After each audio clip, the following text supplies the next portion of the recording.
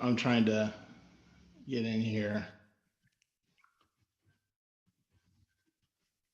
We've got his name in.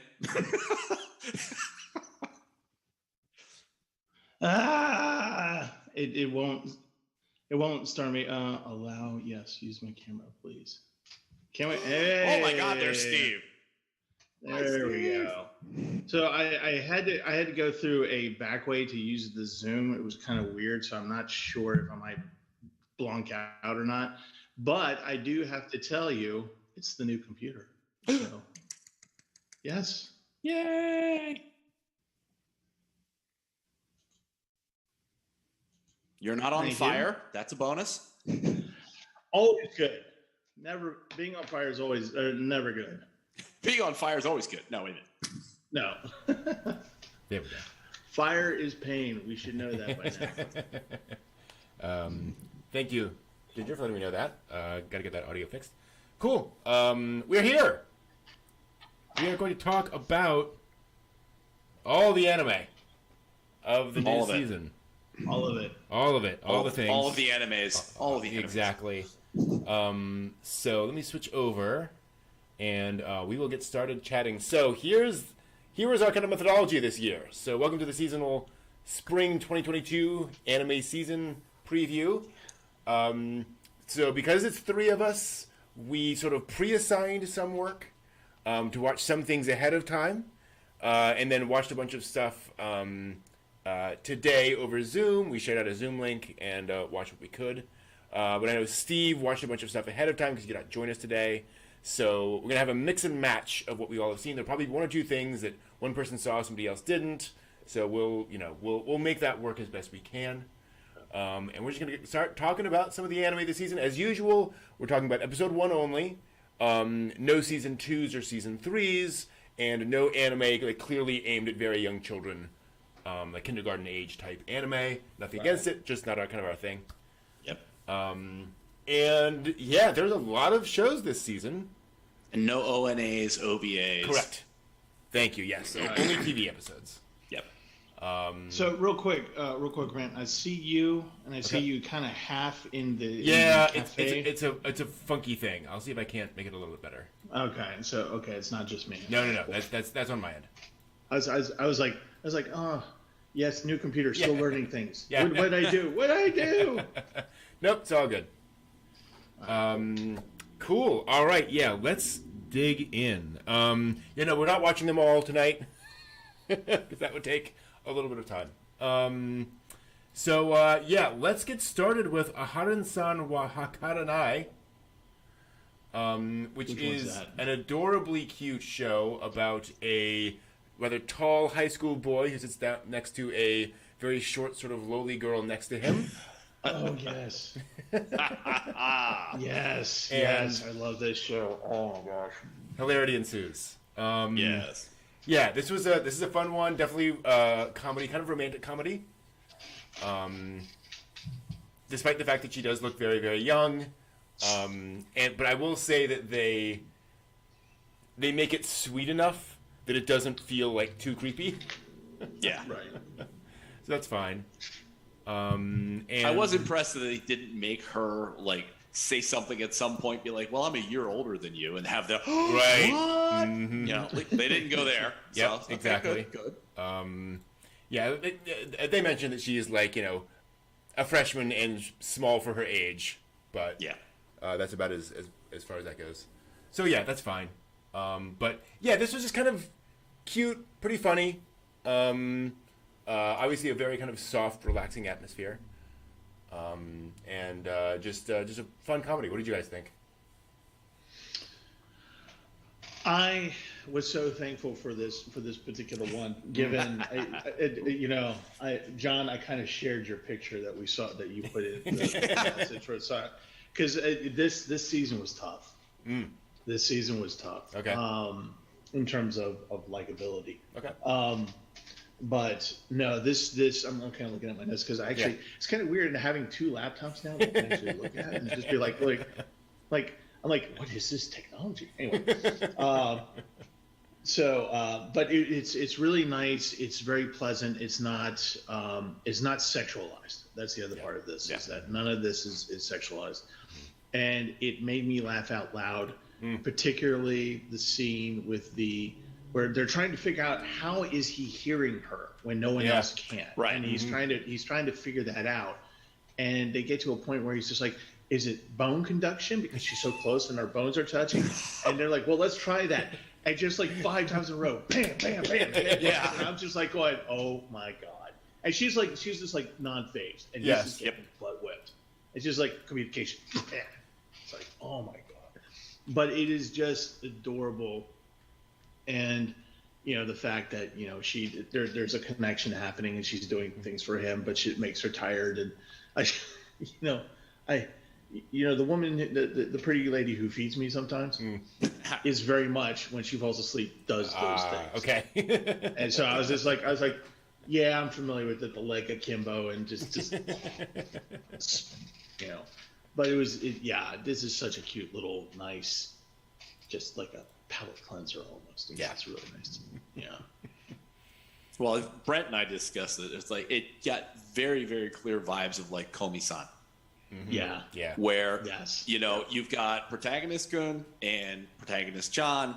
She's like, there's something specific about her, and she doesn't interact well with other people, and she can't really get her point across and say anything. And yet he's got this ability to be like, oh, I can hear what you're saying. I need to figure out what's going on. How can I help you to get better at communicating? It's like, well, there you go. Yep.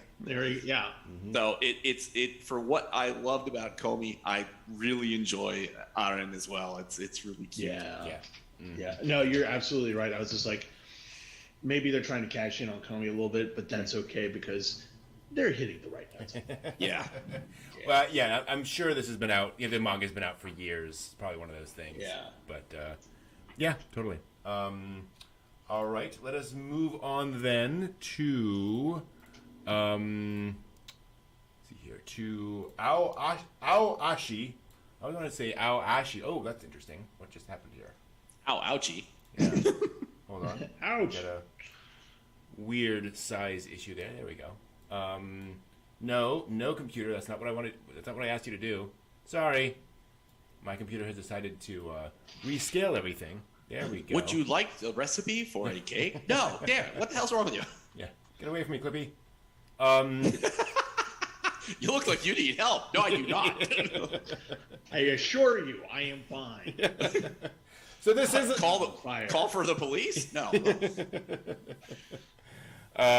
This is a soccer anime. John, maybe Steve. Maybe What's Steve. that? Do you remember Steve, one is- the one we were watching the last season? That was like 3-on-3 boys, like almost like a soccer game thing. Mm-hmm. Do you remember that one? Yeah. Yeah. Brent and I couldn't remember the name, but it's like the place where they're playing this opening match is like the same damn stadium area. Oh, interesting. Like, yeah. oh wow. And which one was this? Aoashi. Aoashi. Yeah. Aoashi. Yeah. Aoashi. I don't think I did. Okay. And that may not be the worst thing ever. It is a soccer anime. It is every soccer anime. It's it's all the things. Yes.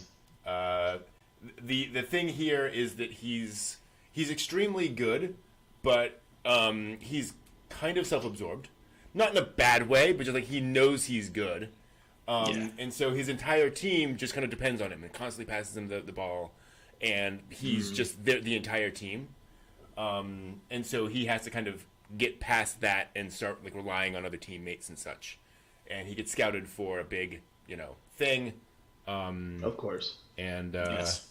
and do they get to nationals? Right. Yeah. That's we kept saying that when we were watching. Yep, I'm like, are they going to nationals? It's very much that.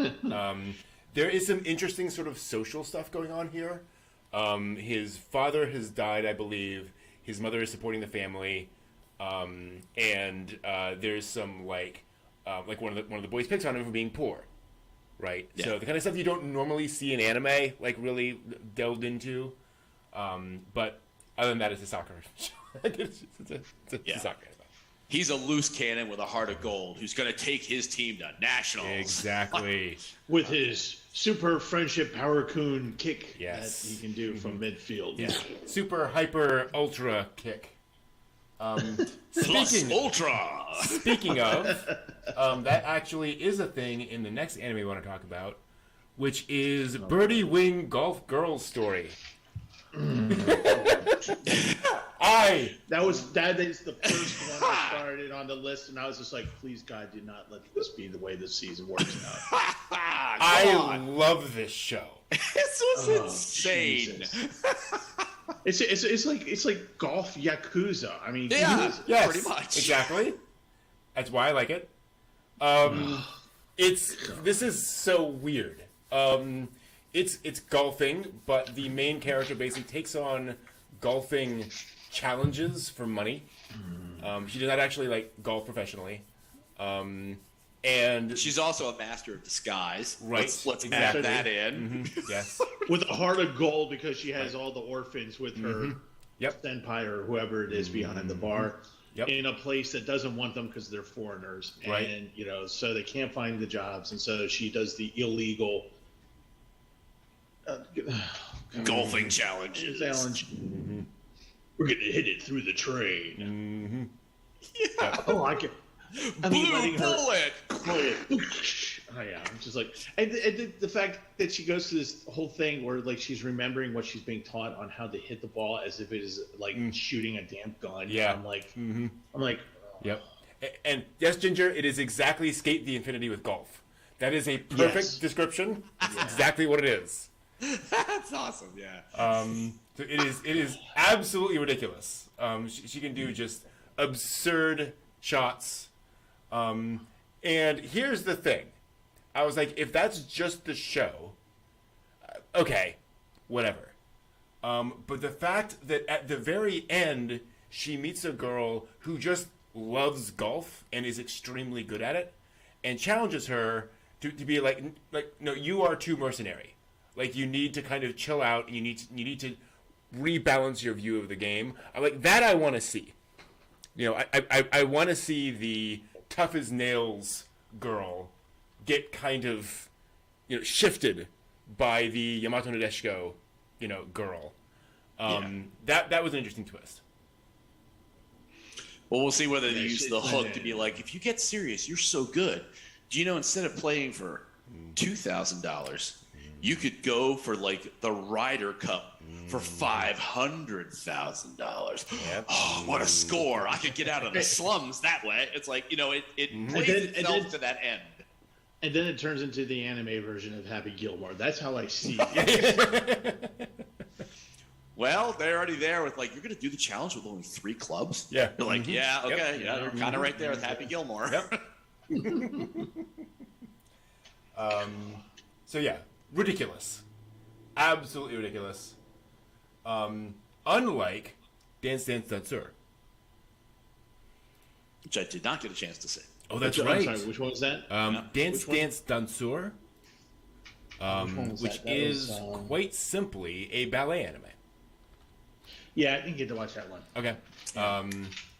So Brent, tell us about it. yes. Yes. Oops, transition that. There we go.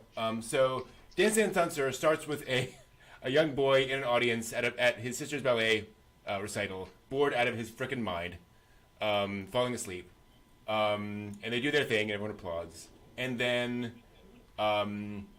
this guy comes out and does this amazing ballet routine, which the boy is just mind blown about. And oh my gosh, did they put the budget into the dancing in this anime. It is frickin' beautiful. It is just perfect animation of all this, and it does get you kind of excited watching this of how can the human body do that. And this excites the boy, as you might imagine. He's really amazed by that. So he wants to take up ballet. He starts taking up ballet, but of course, ballet is for girls, right? So that's kind of his passion. He decides to not do that and do Jeet Kune Do instead. That's kind of his thing as he grows up. But then, guess what? Let's see here. He meets a girl. Yeah. Dun, dun, dun. And, of course, the girl's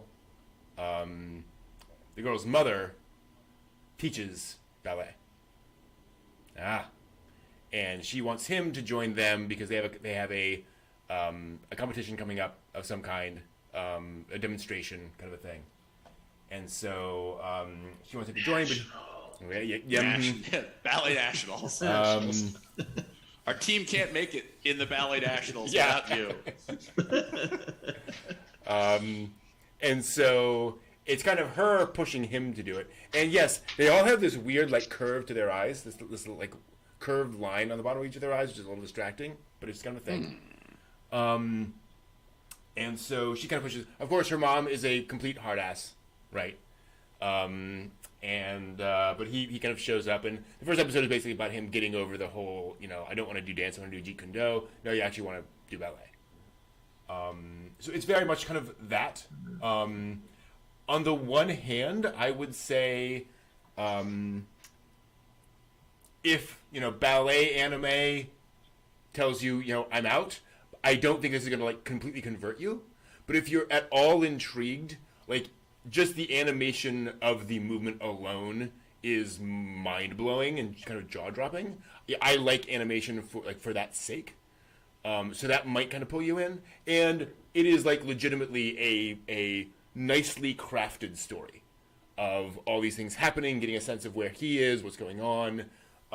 You won't be bored. I don't think any of the various beats are poorly done. But again, if you're like ballet, just not my thing, totally understood. You're not gonna get.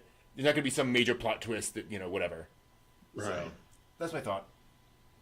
So there's no dance off. There's no dance off in the middle of a dark field in the middle of Tokyo with a train running through it. Correct. Right? There should have been. Okay. But they don't. They have to dance to save our dimension from destruction. Exactly. As we had discussed, Brent, earlier, it's like if somebody was really into Yuri on Ice. Yes. Would this like tap that same kind of vein where it's like, oh, I loved ice skating, the ballet on ice. Now I would love this. Would be a great way now for ballet on floor. That's absolutely it. Ballet on floor. Supposed to ballet on ice.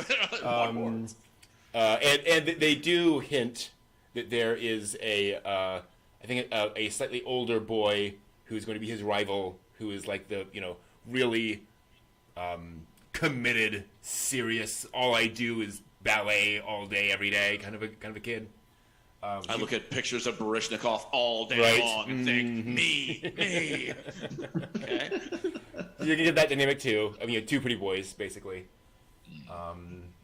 It is also funny. I will say he comes to train at one point, and like the first time he comes to the studio, there are a bunch of 6-year-old girls going around doing the thing. So whatever. And then he comes in later on at a different time, and it's all like 14-year-old girls. And he goes, nope, not comfortable. Nope. You're not gonna wear like lycra around, a bunch of similarly attired. No. Fair enough. I can understand that. But yeah, just kind of a fun one. All right, moving on to Dawn of the Witch. Not Season of the Witch, but Dawn of the Witch. Which did I watch that one? Which witch did you watch? Exactly. Ba-dum-bum. So I'll be honest, this one for me was a little paint by numbers. You have a protagonist goon in a fantasy series, over energetic lolly girl, overexposed lolly girl. Well, yes, there's also her outfit, which is just kind of all right, anime, sure, got to do that. We'll see if we can get an image of it. But there is a lot of world building here. Mm-hmm. Like there's a whole thing going on with like the witches versus the church. As I recall, no, that's another one, isn't it? I may be getting that wrong. No. This involves this this one. one. It involves that one. Yeah. Cool. And so basically, they're all being sent out on a big mission, which, as you can imagine, doesn't go exactly the way they expect it to. But there's like racism in the game or in the anime. Yep. There's just kind of a lot of stuff going on clearly in the background of the world. And in fairness, the first episode is basically, let's get the team together, let's go out on the adventure, let's kind of get to know all the characters, and kind of get all that kind of stuff established, and kind of how the magic system works, so forth and so on. That's kind of it for the first episode. It's very much set up. Yeah. Yeah. And I like some of the characters that are going on around things, but Cardboard Protagonist Kun is just like, he's just, it's uninspired. I get where they put the effort into the world building, and I get where they're going to flesh him out. But it's like, first flush, you're like, boring. He's just boring. Well, I mean, it starts off with him and, in sitting in the alley, like waiting to die or something. And, magical girl comes up and goes, "Oh, well, you have potential. We're going to take you. You have the same eyes. We have the same eyes, and we're gonna take you to this wonderful place." And it turns out like he's about to get kicked out because he's the worst student, and he's this gloomy boy and walking all over the place, and he's just.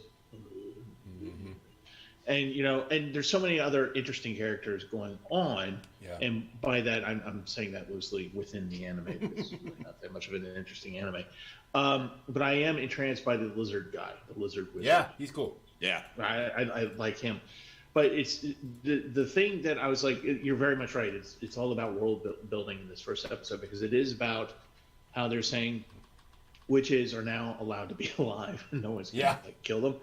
And but this thing is kind of ongoing because there was the bad witch that brought this about in the wrong way, and so they're sending these people off on this mission to go to this village to entice the normal human beings to be like, "Oh, witches aren't bad. See, here are the good things that we can do." And it's kind of like I'm kind of like going, "Oh, we're gonna do that, okay?" And we're gonna have Lizard Boy, kind of rival with his little gang, and he's gonna have the really busty girl who's top of the class. Really busty. Yep. Like annoyingly busty, like as in like, wow, Barbie dimensional kind of thing going on. But at least Steve, her top goes all the way to a collar and she's buttoned up, versus Cardboard Protagonist Kun, who's wearing like a strapless dress for reasons. Reasons. And so by the time I got to this, I woke up. I kid you not, I fell asleep. 3/4 of the way in, and then it was like I was like, outro song. Oh. And then I was just like, am I gonna go back? What do I have left on the list? Oh, a lot. No, we're not going back. And I just go forward. Fair. So, I just think I don't think there's anything bad or wrong about it. It's just not. It's formulaic. Yeah. John? But for interesting world building off the bat, the character slate, they're interesting enough, but they're not different enough. And yes, I understand. We've been watching isekais and we've been watching fantasy stuff for like generations here now. It's like it's very difficult to come up with a group of characters in this other world doing something that's like truly groundbreaking. But again, I've been watching Princess Connect Redive, and there you've got a protagonist Kun who is kind of like he's hampered by something that happened, so his communication is really stilted. But I like the characters that are around him, and that there's enough goofiness and enough serious subplot going on that it keeps me wanting to watch those characters. I don't really have any particular joy in watching any of these characters. Yes, the Boobzilla, the girl is nice. Lizard guy's nice, but they're just none of the character model is something that really entices me. Yeah. But I would. It's funny you should say character model, because our hero looks like every single hero. There's nothing. Yeah, the eyes are neat. I like the way they've done the eyes. Yeah. Like especially the lolly that reminds me of Beatrice from Ray Zero. the librarian weird creature. But that's it. That's the only I mean, he's very modeled. Yes, I mean, they all look the same. We know he protagonist. That must have happened at some point. Now, I would say if you like fantasy, you probably want to give this a couple of episodes to start off with, because probably episode 1 is like not enough to really, get deep enough into the story, into the characters, kind of make them interesting for you. You probably need a few to get into it. Yeah. But if fantasy is not your bag, this probably isn't going to like pull you in. Yeah. Well, I certainly would like to see an episode 2 to see how much further they're pushing the world building, because they didn't grab me with the characters. So it's like that. Usually, if you can grab my attention with something spectacular that's going to happen in that first episode that gets me curious, it's like, okay, good. Yeah. I want to know how far they're going to push the world building and what kind of dynamics they're going to have, but I easily could drop it by like episode 3. I kind of have a feeling that it's like by 3, it's not going to either. Yeah, I think that's really fair. Do its thing. Yeah, I just have a feeling. But. Makes sense. All right. Speaking of characters, let's move on to Diamond, which definitely pulled me in with its characters. This is the story of a young girl who is working at a traditional Japanese sweet shop. I thought, Steve, this might be one of yours. I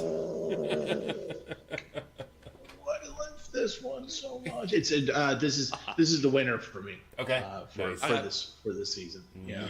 Yep. I'm just looking at my notes, and it's like actually shining off of my other laptop here.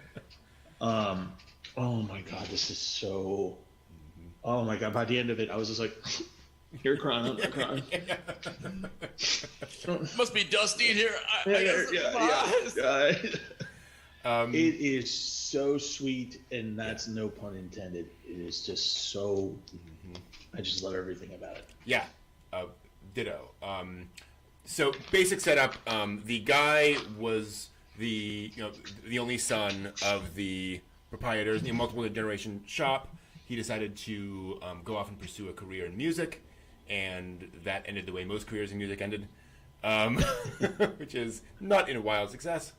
And then he, without getting too deep into what's going on, he heard that it might be time for him to come back. Like his parents are getting older, and so he comes back and then finds out that a young girl was kind of dropped off at their doorstep.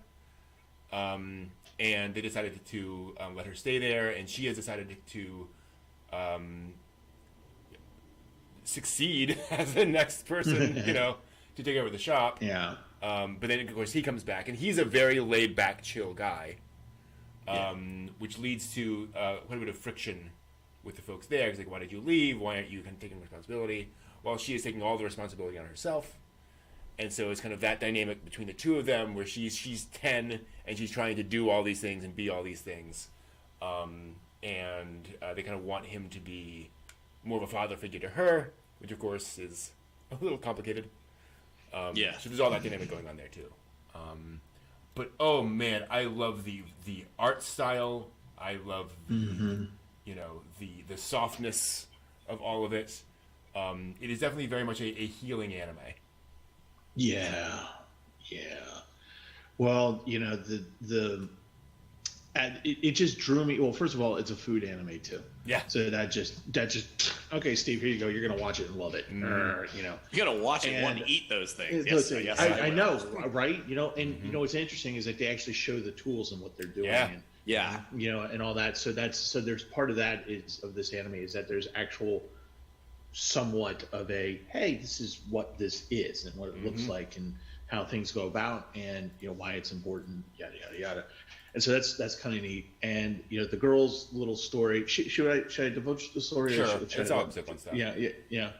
So the little girl who is dropped off, apparently her mother dies, and the father is just can't do it. And you never see the father's face. All she knows of her father is that he has a guitar. So periodically she goes to the train station, heartbreakingly waits there to wait for and this is how the two of them meet. By the way, the son, the wayward son, and the young girl, and and he's he is laid back, chill, and kind of like, not wanting to work, but he rededicates himself quite easily. Like he's his music career has failed. He's realized that, and he's just like, in a weird way, he's kind of like, part of him is like going, you need to grow up a little bit now.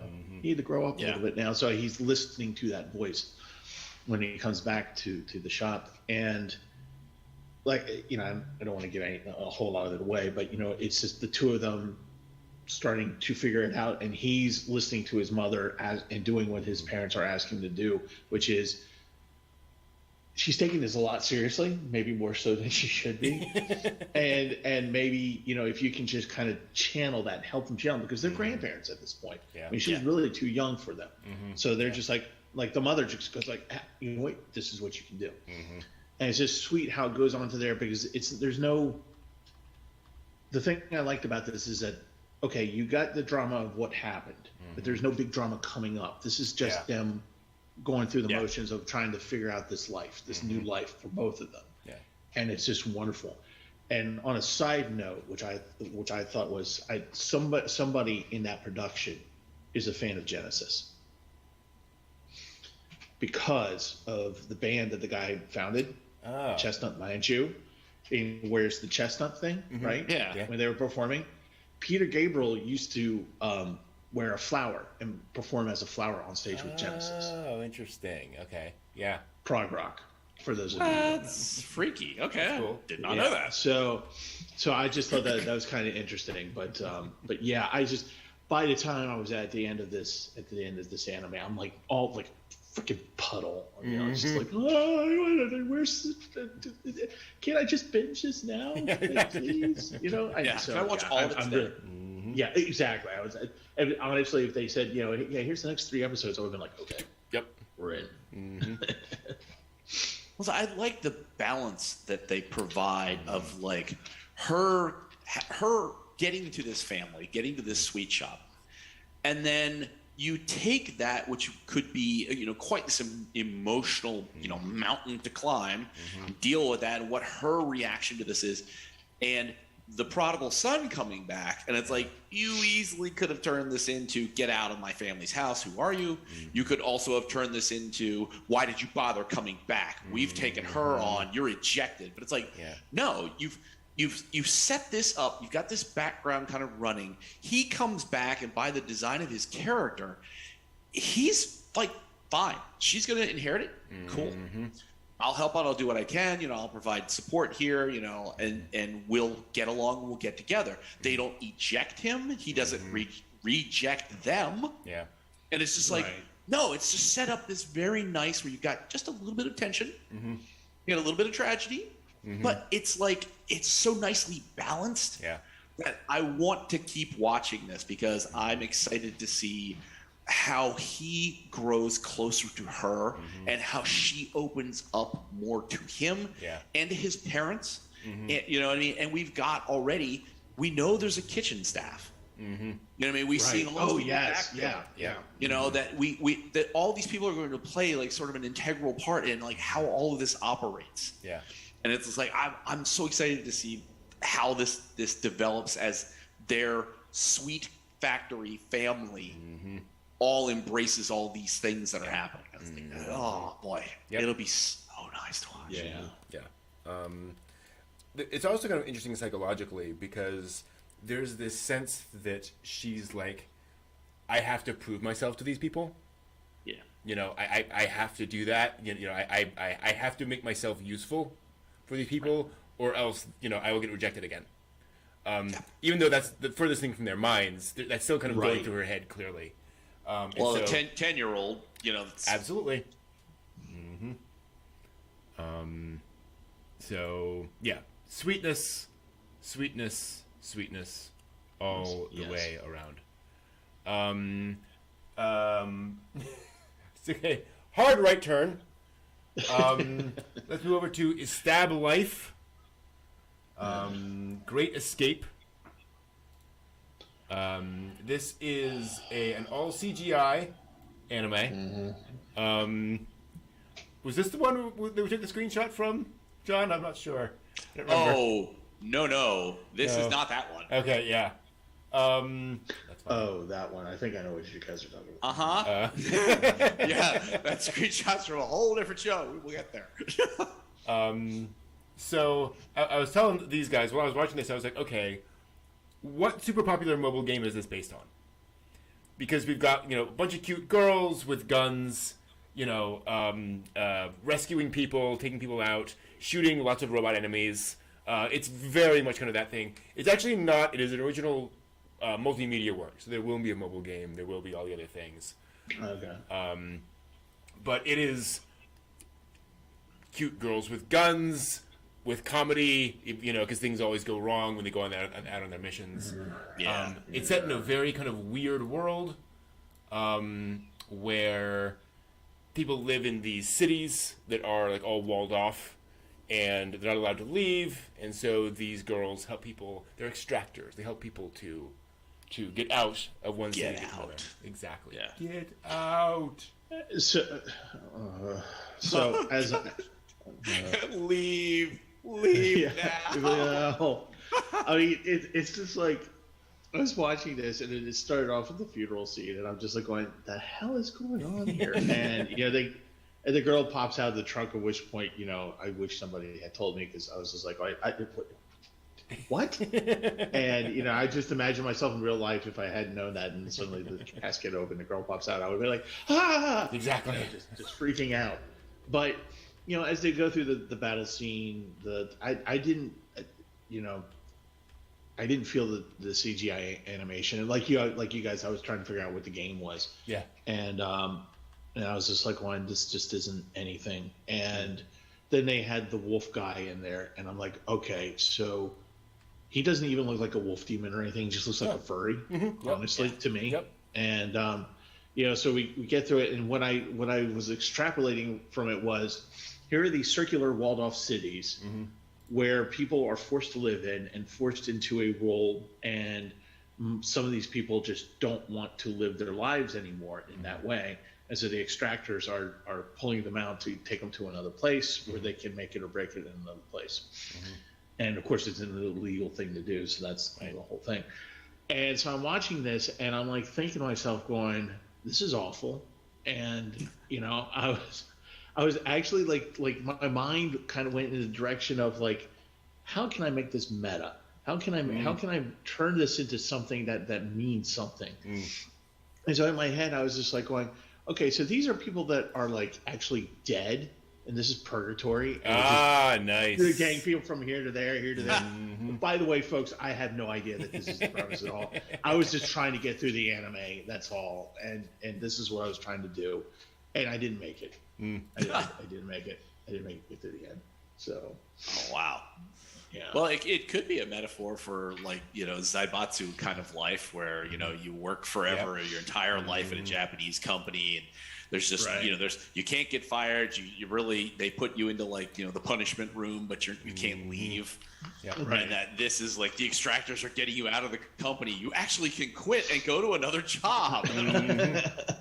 But that's a big ass stretch. Yeah. No, I thought it was interesting to watch. I liked the use of the CGI. It wasn't disruptive. Sure. I can't say as like the plot's really motivated me to watch more of it, but I thought it was an interesting visual tour of what they could do with the CGI, and the stories mildly interesting enough. So it's extremely anime. yeah. Yeah.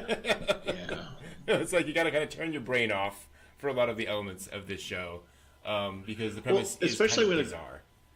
Well, especially when the one girl gets hit, Oh yeah. and she's just like, "Oh, it's just I'm water," basically. Yep. And I'm just like, okay, that's a little trippy, but all right. Well, if you got a big furry driving a car, I mean, it's reasonable to have somebody who's a slime. So, Yeah. Totally. Exactly. It's the Tang girls. There we go. Even though there's not actually sort of any indications of magic in this world, but apparently there is, or something like that. Exactly. The only, for honest to God, the only thing that was like, and this kind of tells you where my mind went. I was like, oh, hey, some Yuri stuff. Okay. Yeah. Okay. And that made it okay for Steve. There we are. Huh. Relatively speaking. There's hugging. Hooray. Hey. All right. Let us move on to. Wow, it is. It keeps bouncing these sizes all over the place. We'll move on from there to the Executioner and her way of life. The problem here is that we're going to spoil this. We're going to inevitably have to spoil this because the spoiler is fundamental to the show. Because it's an isekai. Oh, I didn't see this, so that's fine. Okay. This is where the picture came from, Steve. Yep. This is the one. This is the one. Okay, waiting for it to catch up here. I'm going to actually. Okay, I'm going to try to save the spoiler. I'm gonna try to do that. I will simply say that this is a complicated world with a lot of factions that are violently opposed to each other. Which is very much not clear at the beginning of the show, and then becomes very clear by the end of the episode. And so, jaw-droppingly clear. Yes. At one point in particular. Absolutely. There's a twist. I'll put it that way. It's not Goblin Slayer. Well, it's not Goblin Slayer in content. Yes, but it is Goblin Slayer in impact. Yes, absolutely. Where it's like, oh crap. Yeah. And then, and again, kind of what we were saying before, a lot of world building. So this faction, that faction, okay, you don't like them, you're trying to stop this, political stuff going on. And then obviously some characters who are destined to meet in violent ways. Yeah. In the future. Yeah. Yeah. Okay. Well, I'll have to get high dive and then try and figure this one out.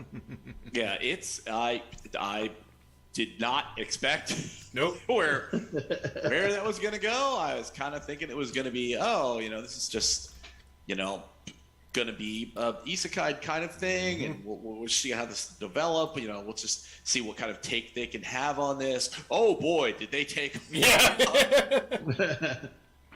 It will go down in my memory as being like, Yep. wow, okay, here we go. Mm-hmm. Yeah. Wow.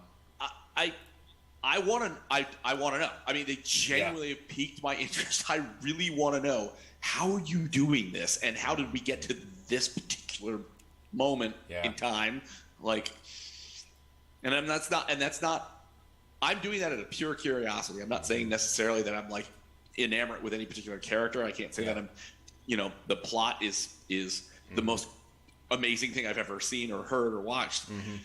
But damn, it's just, there's a lot of impactful things happening in this episode where it's like, now I just want to know. Yep. I want to know what's going on here. And attractive characters, good animation budget, all those pieces are there, right? Yeah. So yeah, that was definitely it's very much an anime. I feel like I'm gonna walk into this going, okay, guys, get high dive. We're gonna watch this, and then I'm gonna be shooting you off messages in Discord going, "The hell did you make me?" Oh, absolutely. That will absolutely happen. Yes. Yep. Uh-huh. That will be. Yep. That will be what will happen. Yep. Very much so. Oh, be prepared. Okay. Be prepared, everyone. All right. Let us move on to fanfare of arm yourselves with knowledge. Exactly. Moving on to fanfare of adolescence. This is a wow. What's your feeling, Steve? Jeez. I like this one a Go lot. ahead. I did not. This is an anime about jockeys, high school boy jockeys. So high school boys getting into horse racing, basically. Big thing here is that the main character was a member of a pop idol group and has gotten rid of that or abandoned that to become a jockey. It was a Mr. Doctor. That was the band. Right. Mr. Doctor. And so he joins a rising class of like half a dozen students because it's horse racing. It's not that big. And they're going to this prestigious academy. That's one of the things I actually found interesting is this whole idea of the academy, because it is, on the one hand, very much like, you know, you're entering a high school, but on the other hand, it's very much a performance where like there's a press conference for all these people joining this academy because they're going to be in the news and all that kind of stuff. And that kind of, you very much get the sense of what that is like of those sort of organizations, which I found interesting. I also like the fact that there's a girl joining the group, one of the few girl jockeys, and she wears a boy's uniform because they don't have girls' uniforms. Like, they just never have girls, and like they can come in, but there's just never that much demand. So that was kind of a fun twist or a fun thing. The characters are very much just kind of, you know, their hair color kind of tells you who they are, kind of a thing. Yeah. You know, the fiery red-haired boy, the nice sort of brown-haired boy, all that kind of stuff. The kid with the Haku from Spirited Away kid is the analytical bowl one. cut. The bowl cut. So it's, you know, they're all very much there, and it's just about them kind of, you know, getting together, and a thing happens. You know, some horses break out, and they try to help them out. Yeah, it's just very much, as John and I were saying, this is clearly aimed at 13-year-old girls who love horses, and so also gives them cute boys to look at. You know? Yep. And Steve is not a 13-year-old girl, last I checked. No. So, hang on. Hang on. So, full transparency for those of you who don't know, because I don't think I actually really talk about it. But you're not a 13-year-old girl? No, No, pretty much surmised that for now. How could you tell? Anyway, so I, as a teen, rode horses, took care of horses. That's how I made my summer money. So, you know, I didn't ride equestrian, I rode Western. Okay. And so, you know, there's a lot of this stuff. So I was like, you know, I didn't really know anything about this. I just thought, okay, horses, you know, I know it's going to be on a different level than what I'm, you know, what I know.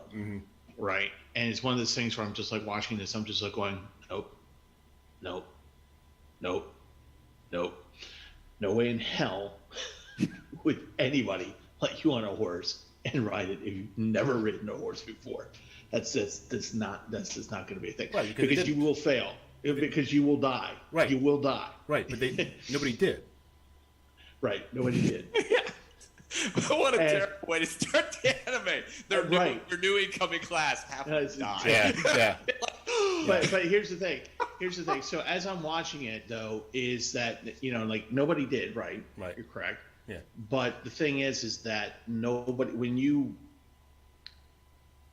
if you're not familiar with horses, and you don't just get onto a horse, let me put it that way. Yeah. That's the best way I can explain it. So when they're just doing the thing, and you come to find out that, you know, the one character is like never really ridden before, I'm just like, you would be screaming and pissing your pants. I'm sorry, you know, because it's a terrifying thing. And when horses break, it's a terrifying thing, and that there's at least that part of it.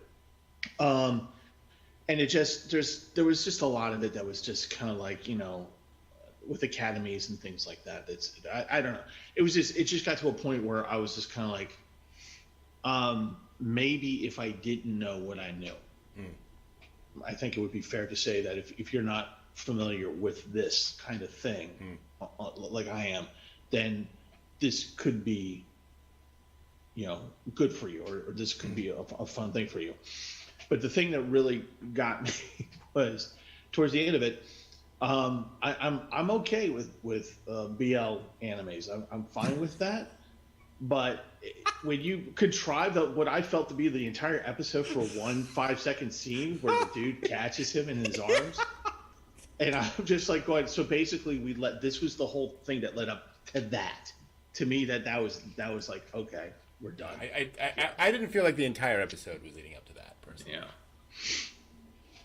Well, I will say, Steve, if, like, when Brent and I had this kind of understanding. It's a very specific audience, Yes. and it's just like, okay, when I was a kid, I lived on a farm too, and my mother would make me saddle break horses at like 10, right, because a 10-year-old holding on for desperate, not riding Western, riding English. I had no horn.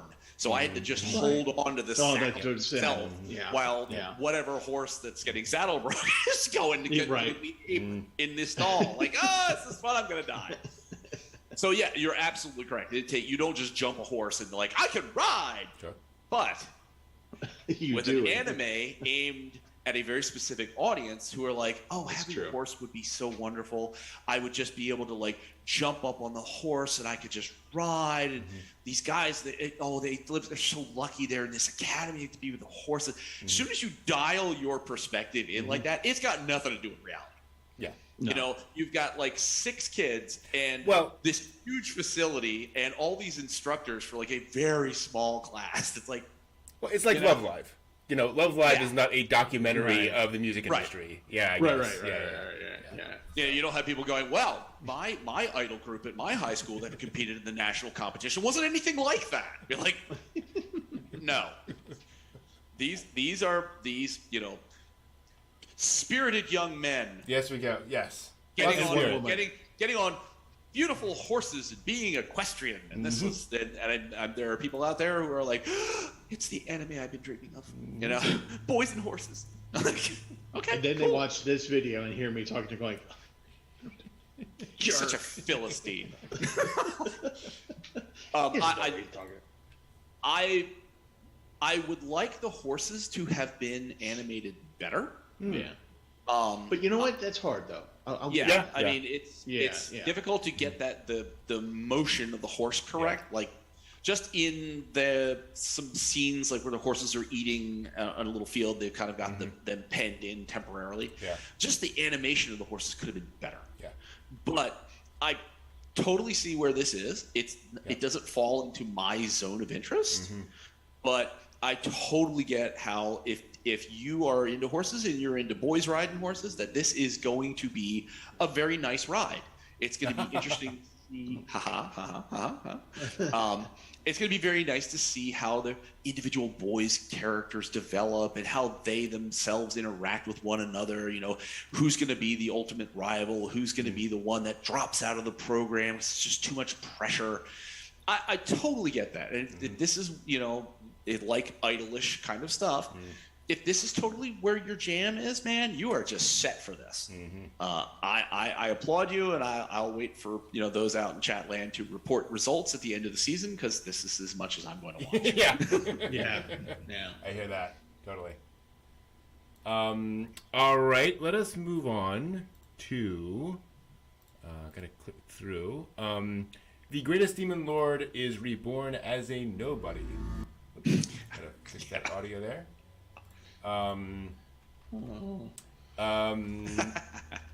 So yeah.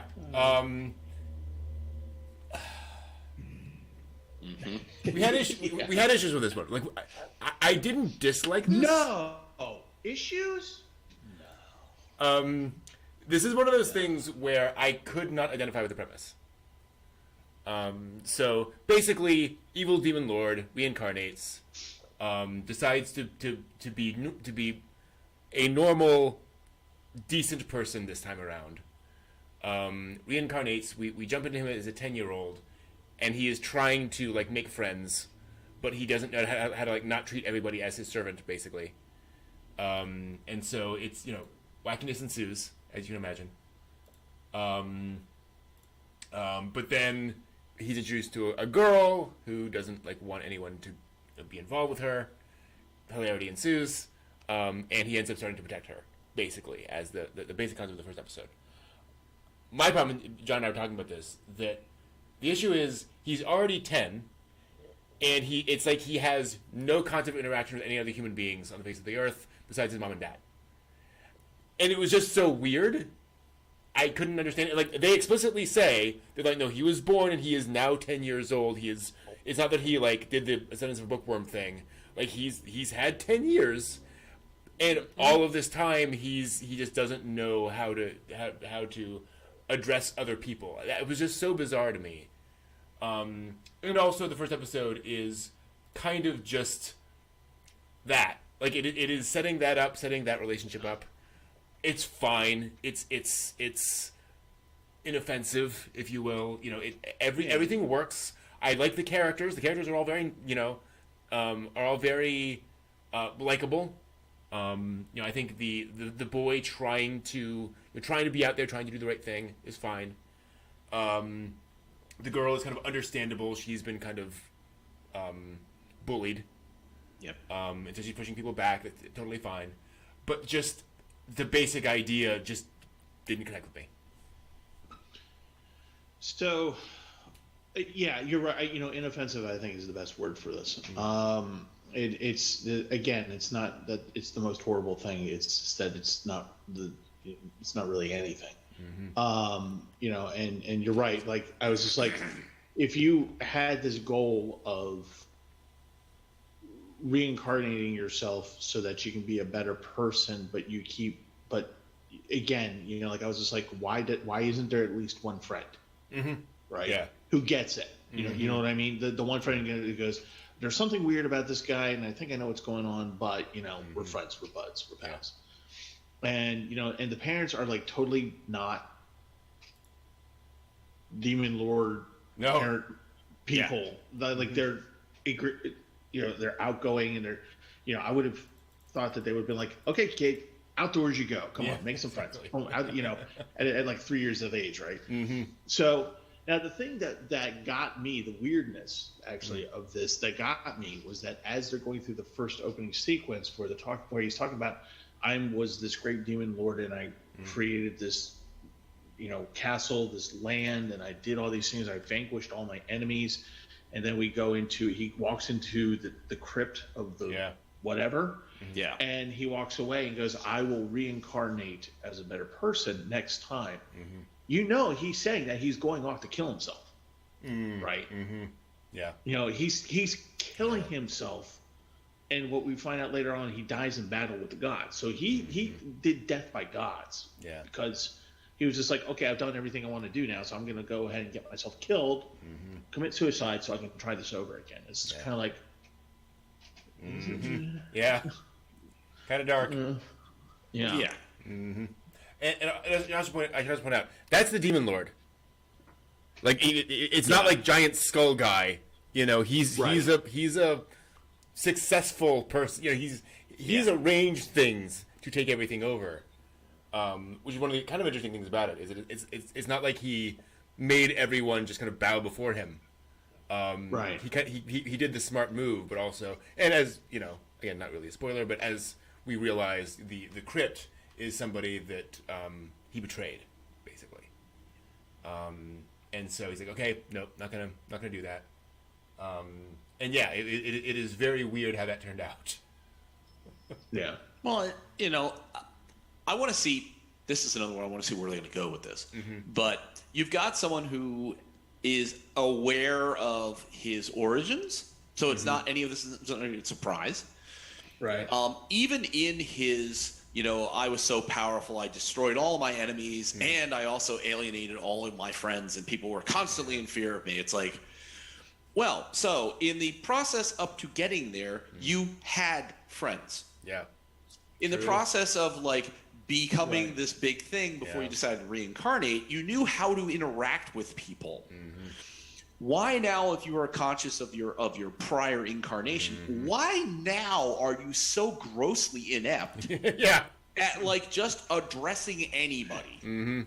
Yeah. It's like that part. There's a disconnect in that where it's like, I would be fine if you just slowly went to go pick up a glass of water and it levitated, and that maybe you had this development where it's like you slowly regained your memories of this to be like, oh wow, I'm starting to remember. No, you seem to be pretty cognizant of what had happened, what you're trying to do now, and you don't seem to have a problem really at 10 years old exhibiting lost skills and godlike magic powers. Yep.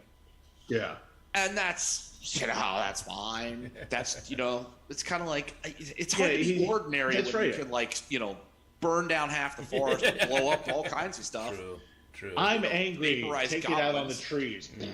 Yeah. It's like, it's like, I want to see, since we get progression from 10 years old and a few years go by. Oh, it's true. Yeah. We see how things are developing, where the next leg of this journey is going to go. Mm-hmm. I want to see where that journey goes, because I think I didn't write it. I have mad respect for the people who write these things, for the folks that do the screenwriting portions, how the adaptations work. All props to them. I'm not making any comments on that. Mm-hmm. I'm just saying my preference would be to nuance this a little bit more in your development, to give a little bit more curiosity, a little bit more mystery into what exactly is developing in him that taps into his prior self, and how that's going to overlay with the new stuff. That this it's kind of ham-fisted, this first episode. Makes me want to watch more, but I feel that it should have been done a little bit better. And in fairness to that point, since we know that it ends with kind of a time skip of a couple of years, this is all set up. Yes. So it could be this is all just, okay, we kind of had to explain all this stuff. It didn't really work that well, but once we get into the actual characters and interactions, it'll be better. Yeah, who knows? Let's sprinkle in the information as we go. We don't have time. Okay, info dump. Yeah. There you go. Honestly, this feels like it should have been the first 5 minutes of the first episode. Like if it had just been that's a good point. That's a good point. Yeah. Actually, this would have worked actually better as like a super short condensed. Mm-hmm. You're like, I was this happened. Now I'm developing into this new world, and here we are. Yeah. Now story. Mm-hmm. Thank you. Don't give us time to ask questions. Yeah. Because we will ask questions. Yes, exactly. We'll pick this apart if we have to. All right, let's talk about Healer Girl. This is one of my surprise anime of the season. I really, really enjoyed Healer Girl. It is set in a modern world in which people can learn to heal through song, like literally physically heal through song. And this girl is an apprentice healer, working with 2 other girls on that. It is kind of about their apprenticeship with a young woman and what that is like. On the one hand, it's very much sort of slice of life. I'm a young person out on my own for the first time, pursuing this dream of mine. I love this thing that I do, but I kind of mess up sometimes. All that kind of thing. I'm so clumsy occasionally. Exactly. Yeah. One of the things I really appreciate is that they really integrate the idea of music into the show, in the sense that, like, as the girls are hanging out, they will then, like, practice by kind of breaking out into song and kind of composing songs as they're talking. Yeah. And so you get these little, like, not quite musical numbers, but they're kind of, what do you want for breakfast kind of thing, which is a lot of fun. But then there's also, besides all of that, there is also like some legitimate drama of they're in a medical profession. And so they have a duty of care to their patients. What is that like? And as apprentices, there's only so much they can do. So there's that tension of all that stuff. And so on the one hand, it's literally healing anime. It's literally a healing anime. But it does so many things well. Oh, I should also point out, they lip sync all the songs. So when they are singing, you see them actually singing all of the songs in the entire episode, which is just so nice. When it's not just, 3 lip flaps, it really makes the songs come alive. So yeah, I really enjoyed this as a uncomplicated, if you will. Just here's the premise. We just got girls who are, doing their thing. Just enough drama to kind of make that work. and I really enjoyed the songs. I mean, just because they were silly at times, like the singing when they're in the room and just sort of singing what they're doing back and forth to each other. But it just, I'm a sucker for singing stuff, singing shows. It just seems apparently after Love Live, it's just like, oh, if you got a good song, and no dance, but if you got a good song repertoire in the show, it's just that'll get me just to enjoy the music. Which the healing nature of the idea of the whole series is healing songs, and it's like, yeah, it makes me feel nice just to hear them sing. Yep. I like the way that they've brought an interesting premise without necessarily yet complicating it with, oh, there's healing music because that's magic. It's like, no, that's not even really addressed this first episode. There's healing music, and then there's all the rest of the modern world. Everything else is going on and doing its thing. It looks very, very normal like now, so very slice of life, except for this one element. I also like the fact that their teacher, not only admonishes them about, don't go off and do this thing on your own because there are certain conditions, but you see at some point where their teacher is talking to medical crew and gives like medical information. Oh, the blood pressure's normal, blah, blah, blah is normal. You want to check out, this patient has this condition. I've arranged for such and such hospital. So it's like you get more than, oh, this is fun singing girls and there's healing, to like, no, there's a real vibe here of like, these are serious medical professionals. It's like, I really respect the fact that you took that tone with it. And that they address their three types of medicine: Eastern, Western, and healing singing. And it's like, that's interesting. You've now injected a third medicinal approach. And it's like that. I have respect for that. I want to watch more of this because I enjoy the music. I want to watch more of this because I want to see how do these medical professionals work in this world. I want to see how these girls develop, their unique personality types and how they, the things that they're going to encounter. Yes, please, more, please. Thank you. Steve, did you get a chance to see this one? I did. So, no.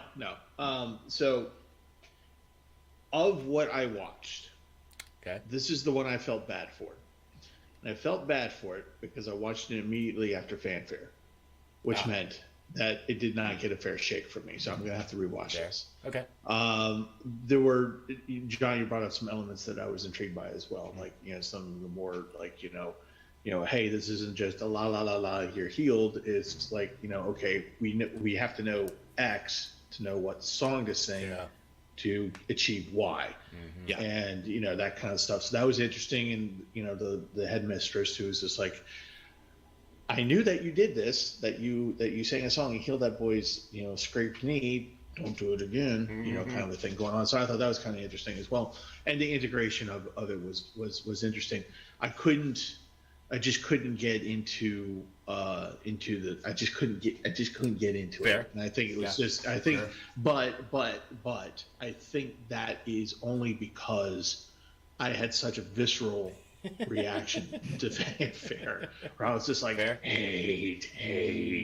So I think I want to try to watch this again and try to get a better, now that, I'm like, I got the hate and rage for Fanfare out of my system. Let the music heal you, Steve. Heal you. Yes, Like, the magic of healing. So, So I didn't give it. I felt like I didn't give it a fair shake. So I'll watch it again. Fair enough. Cool. Let's switch on to something somewhat different. Namely, The Heroines Run the Show. This has a couple of different titles. It's been translated a couple of different ways. Basically, you've got your energetic Genki girl she's moved to Tokyo to run track from a tiny little podunk town. And she ends up sitting next to two boys in her class. Let's see if we can get a view of this. I didn't get to see it. This is on High Dive? I'm not sure. Was this on High Dive? I'm pretty sure it's on Crunchyroll, but it's Crunchyroll. Yeah, it's Crunchyroll. And what was it called again? The Heroines run the show, but again, there's a couple different titles. Yeah. Okay. And so she goes to school, and she ends up sitting between two boys who are both members of a pop idol duo who go to the school, and who, of course, they're rising stars. Everything is going great, but she knows, because she saw something behind the scenes, that there's a lot of tension between the two. And they do not like each other as much as they appear to like each other on the various late night talk shows. By the way, there's a scene with a late night talk show, and oh my gosh, did they get it right. All of the overlaid text as they're talking, everyone laughs every 3 seconds. Like, it just feels exactly like one of those Japanese shows. She's very hardworking. She needs money. She tries to get a job. And, of course, the job she gets, as you might imagine, is managing the two boys as their kind of production assistant manager type person. What I liked about this show is that there's while there's an earnestness to it, there's a lot of comedy. It is kind of primarily a comedy. There's some fun. Let's see if we can find some things. She's obviously kind of doing her thing, but we'll have some fun little super deformed moments with her as she's kind of reacting to things. It is a show that very much does not treat itself seriously. And so I felt for this kind of a concept where it's kind of, girl caught between two hot guys. And especially the fact that... That's a phrase. I also really like the fact that, it starts off with, neither of them are princes. Yeah. One of them you see at a police station, he's clearly gotten involved in something. The other one is I hate your guts, because of, and presumably because you're getting in trouble, we can't have that, all that kind of stuff. Yeah. But so setting it up so it's not, because we're talking about it's not like this is aimed straight at girls because ooh, two hot guys, and it's not obviously aimed straight at guys because oh, cute girl. It manages to hit multiple different demographics nicely, all those various things. That said, again, it's just kind of this cute sitcom of this girl involved in things. I don't think it's going to blow you away or change your life, but it is definitely a fun show for me.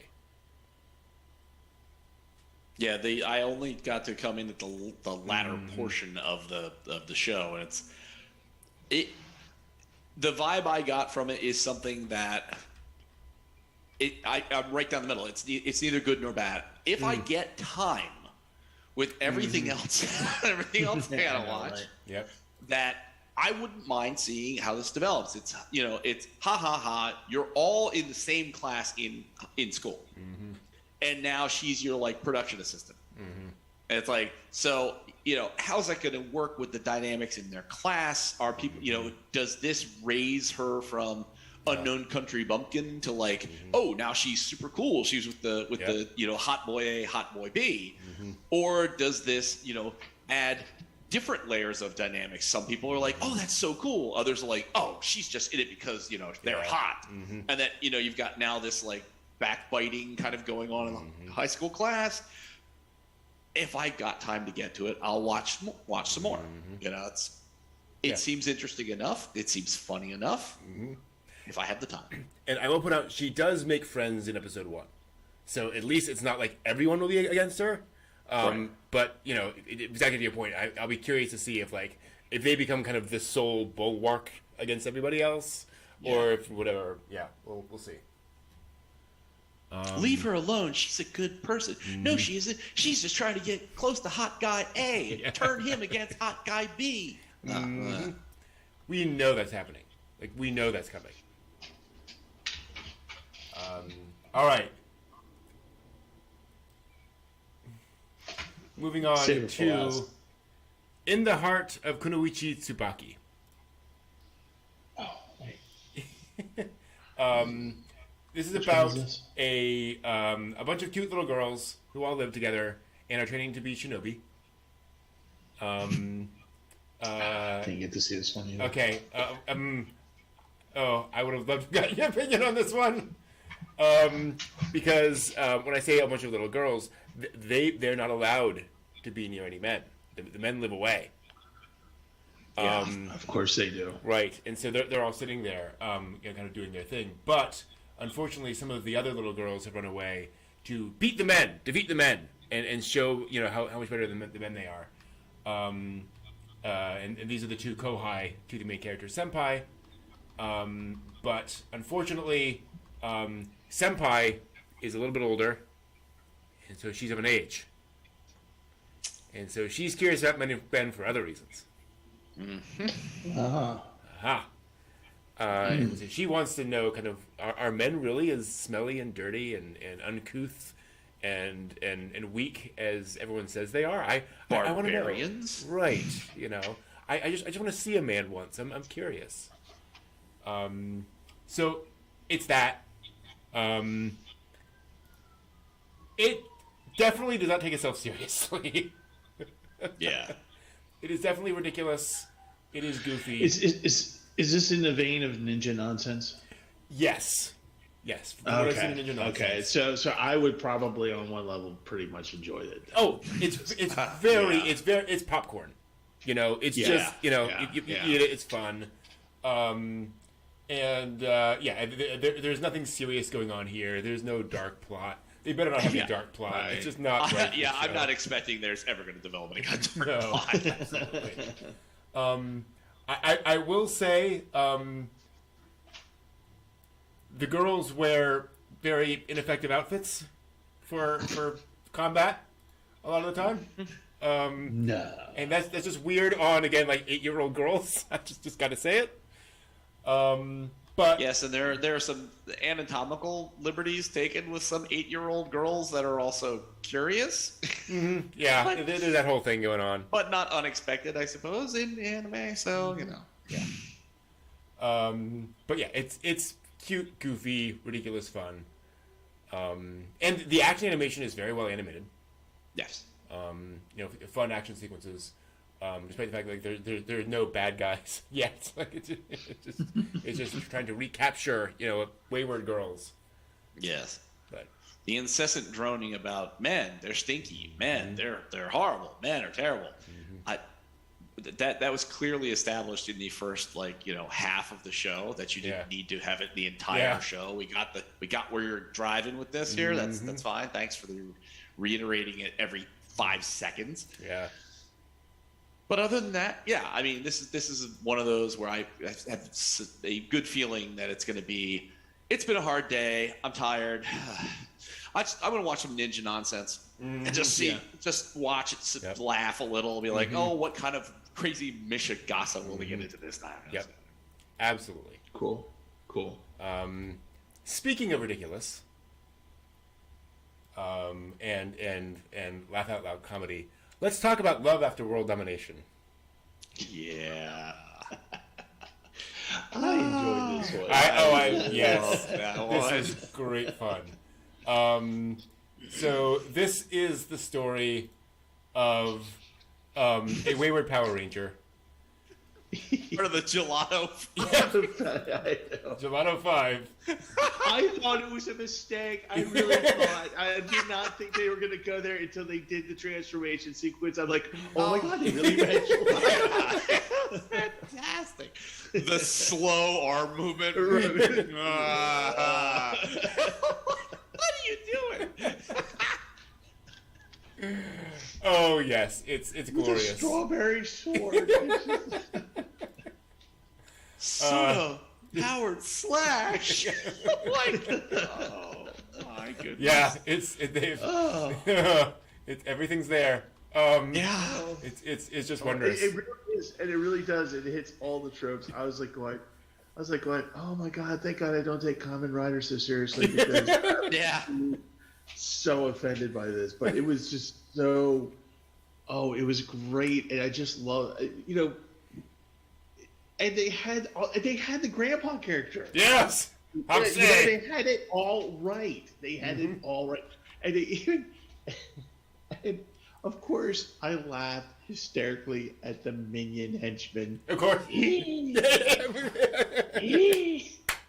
Yeah. It took me back to there's a freaking thing that the three of us watched with Santa Claus and Easter Bunny. Oh, And Easter Bunny going, and we go, and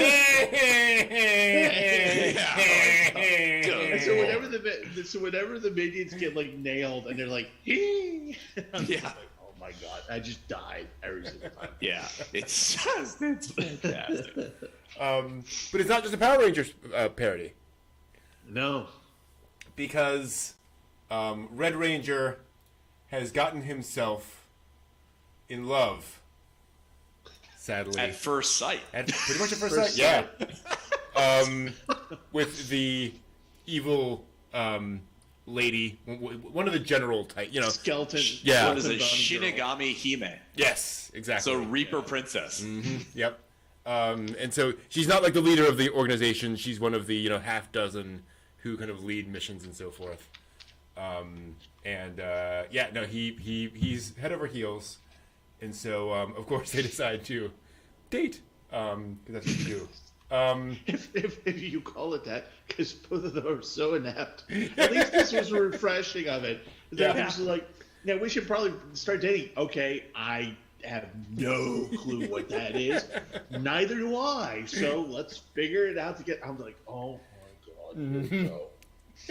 Yeah, we're like ridiculously like powerfully skilled and we're physically able. Right. How do you hold hands?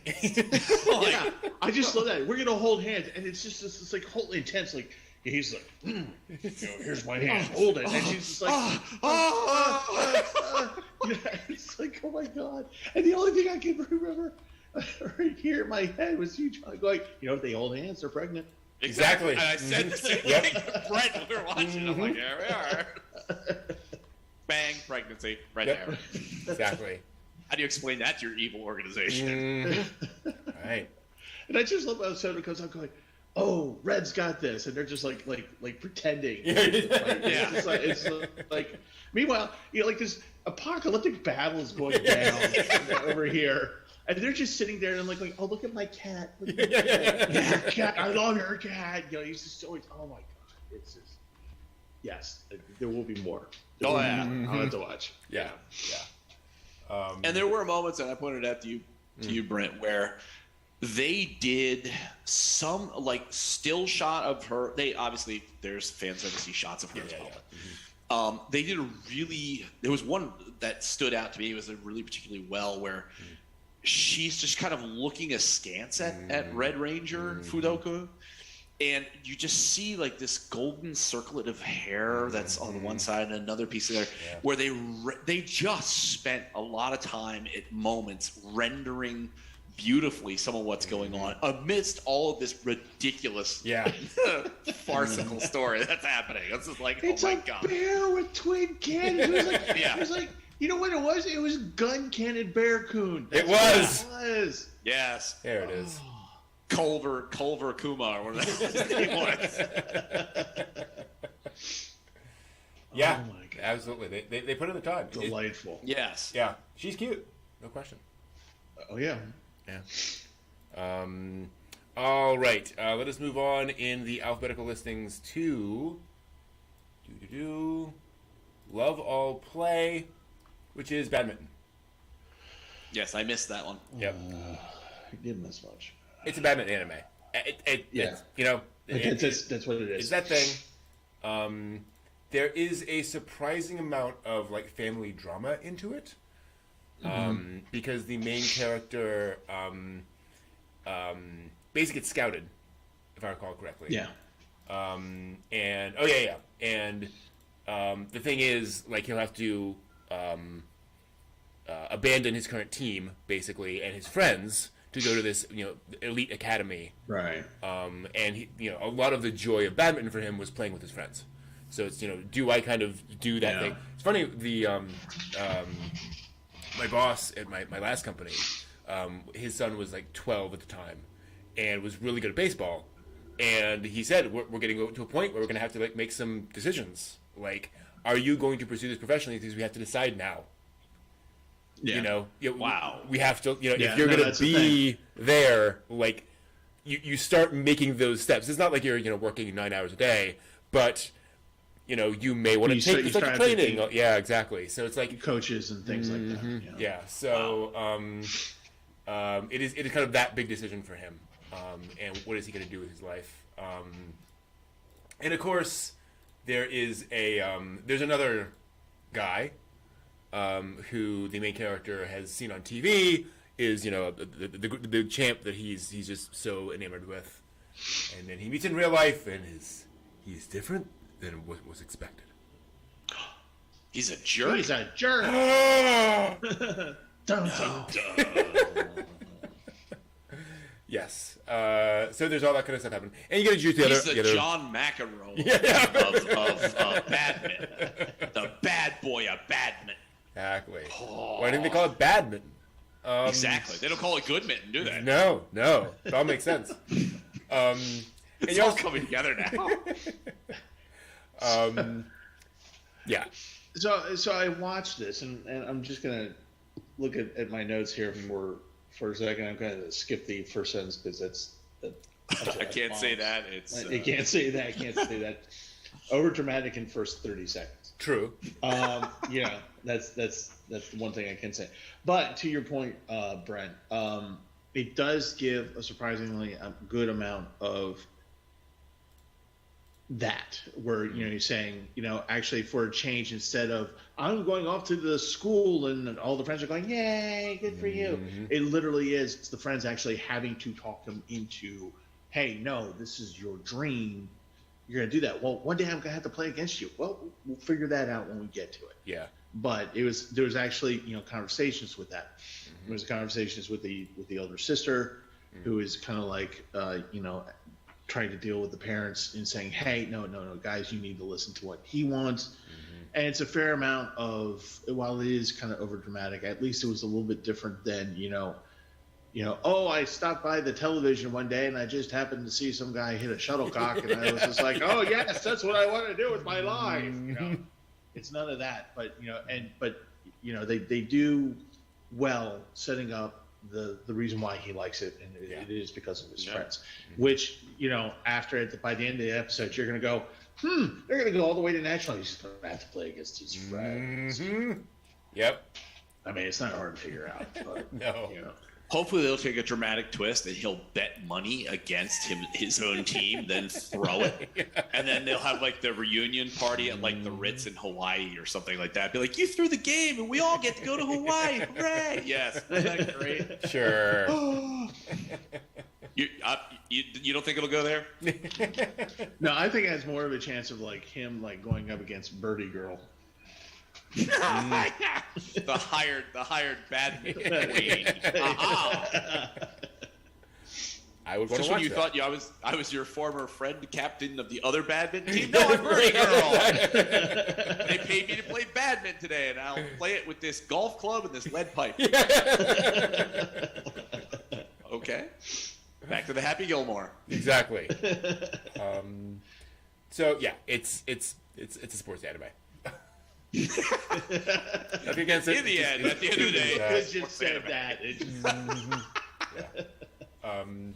But definitely hitting like I will also point out I did appreciate the fact that like his parents are like, no, like you're not going to go to some badminton academy, and like they didn't say it, but it's also because it's badminton, right? It's not soccer, Right. It's like it is kind of an unusual thing to watch. It's like fair enough there. It's not like the the typical parent where it's like you want to go into baseball. Well, yeah. Who has ever been famous and good at baseball? Right, Huh? yeah. Name for me a name. Okay, let's get out the book. That's the thing. Right. It's like, where do you go with badminton? I mean, it's not even, the Olympics, okay. Mm-hmm. Yeah. What I would like to know is who's the fans of that one. Right. So you don't watch the World Series of Badminton every year? Broadcast from I watch from curling. somewhere. I watch curling. Oh, the World Series of Curling, broadcast from Canada, presumably. I'm guessing if there's such a thing. Yeah. I'm a professional Magic the Gathering viewer myself. That's just hey. If StarCraft, if people can make a living off StarCraft, right? I mean, why not? Wow. Gosh. I just want to go to the World Series of bird whistling. There we are. I think that's where the next. That's the anime I want to see. The bird whistling sports anime. Bird whistling. My whistle, it's so dry. No, we'll lose. I should pay somebody to make that. That would be hilarious. Can you do a hummingbird whistle? They whistle? He has the hardest one to do. He has the lips of God. Oh, it's amazing. We have our one teammate that we have to, it just became another type of anime. Well, yeah, I didn't want to go there. But all right. And the character who is like the second best guy who does a crow. No, it's not a whistle, damn it. We have to retrain him. But he's just so good at the call that they allow it. He's the best at doing that thing. Oh, thank goodness he's on the team. Wow. Oh dear. As stupid as it sounds, that would be the most hysterical sports. Absolutely. Yes. To make it the Nationals of bird whistling. All right, let's clear the palate with Mahjong Soul Pun. This took me by surprise. Yeah, no kidding. 3 minutes of pure fury. So this minute and a half turns out. I just saw the minute thing. and a half, Yeah, sorry. I didn't know either. So this is based on a browser-based mahjong game, where you have cute girls playing mahjong and you pull them in, and so they're making this anime out of it. And this is clearly kind of a, hey fans, we made money off of this. Here's a fun thing for you, right? Like that's all it's meant to be. Right. It's cute little anime characters playing mahjong, interacting with each other, insulting each other, and then. But I was so confused with Truck-kun. Truck-kun? Yeah, isn't that the one where the truck went into the temple? No, I don't think so. No? Oh my god. Maybe in a later episode. Not in episode 1, I don't think. No, you know what? Steve, did you watch something from another dimension that we're not aware of? No, there was something that I watched and I thought it was Mahjong Sung Pon. Okay. It's a prank, right? Episode, right? No. No, I don't know. Maybe you watched episode 2 accidentally? I was on fire. Okay, That explains it. That's the only explanation. You should never drink the thing out of the brown paper bag you find out in front of the store. Never, ever do that, Steve. I know, I'm the one that's supposed to be selling it. No, okay, so explanation. I'm not exactly sure what I watched, but it was a minute and a half. It was very short. It had cute girls, and it had mahjong. Okay, yeah. Only, okay, yeah. And it had a I swear to God, there was a bus that crashed into a temple. Okay. And that they had isekai'd into the mahjong world. Wow. I swear to God, I watched. Okay. I want to see what this is. Yeah, exactly. And it's a total prank. But at the end of it, it's just like, oh no, we were just pranking you. Okay, gotcha. Like literally, just like at the end of the 2 minutes. Oh my God! Did I eat mushrooms? Maybe they showed you like the latest episode instead of the first episode or something. I don't know. Was it a preview? I'm so confused. Oh God.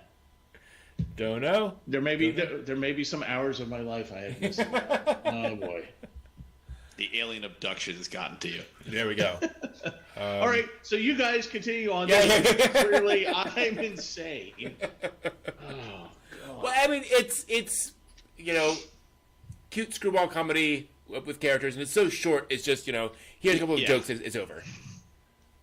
Yeah, I mean the characters got cute. I thought, Brent, when you had mentioned it before, it's like I thought trying to look for characters like the kitty girl one reminded me of a character from Edotama, and it's like it feels like these characters should be from another series, and I think you had said, oh, they're just in this game. Yeah. Like you get these characters as you play the online game. That's where they come from. But it's like the character that they're using, they really feel like you can almost place them in other anime. Yeah, absolutely. It's like, it just feels so close to that where it's like, huh. Yeah, I thought this was one of those multimedia projects where they threw a bunch of characters into this, but no, it's actually based on a Mahjong game. Yeah, if I only had a minute and a half to burn before I was doing something, Sure. I might consider it. Yeah, I'm sure it'll be fun. And if you're really into Mahjong, it'll be excellent for you. Yeah, absolutely. Well, I don't know, because there's like no Mahjong in the show, so who knows? Well, they showed the Mahjong tiles, so... True, Mahjong tiles exist in universe. That counts. Yes, exactly. That counts. Speaking of light and fun... So real quick, Yeah. Just a technical issue. Is the chat on? I have not seen any chat updates in a while. Why not turn it down? Yeah. Just wondering. I saw Steve say, huh? And that's it. Oh. Yeah. Huh? Don't know. That was my alter ego that watched the Mahjong. Okay, I'm going to post Good a Lord. cat in a box. There we go. Does that show up? Yes. Yeah. Okay. Okay. I think folks just All be right. quiet. Fair enough. All right. So speaking of light and fun... They're just all astounded by my slipping into insanity. Yeah. They're stunned. Stunned silence. Yeah. Speaking of light, fun, and being stunned into silence, let's talk about Miss Shachiku and the little baby ghost. Oh. Yes. No, I did not get to see that. Oh, I'm so sorry for you, Steve. Damn, Steve. Yeah. This is... You want cute? You want adorable? Go watch that. Steve. Oh, yes. You'll enjoy it. So basically, overworked salary woman, I guess technically, working late at night, and I have to say, writing Python. My programming instincts kicked in, and then of course she starts hearing, leave, and so she starts investigating, finding out what's going on. Leave now. And so she goes over, is behind the copier machine, and behind the copier machine is this sad little girl ghost who has like a voice changing headphone thing on. A little megaphone. Yes. and she puts it down and goes, "Please weave." Oh, no. And it turns out she just feels so bad for how overworked the person is that she wants her to go home and sleep. Like it's not like, this is haunted. It's just, you really need some rest, lady. Don't die. Don't think that dying would be sad.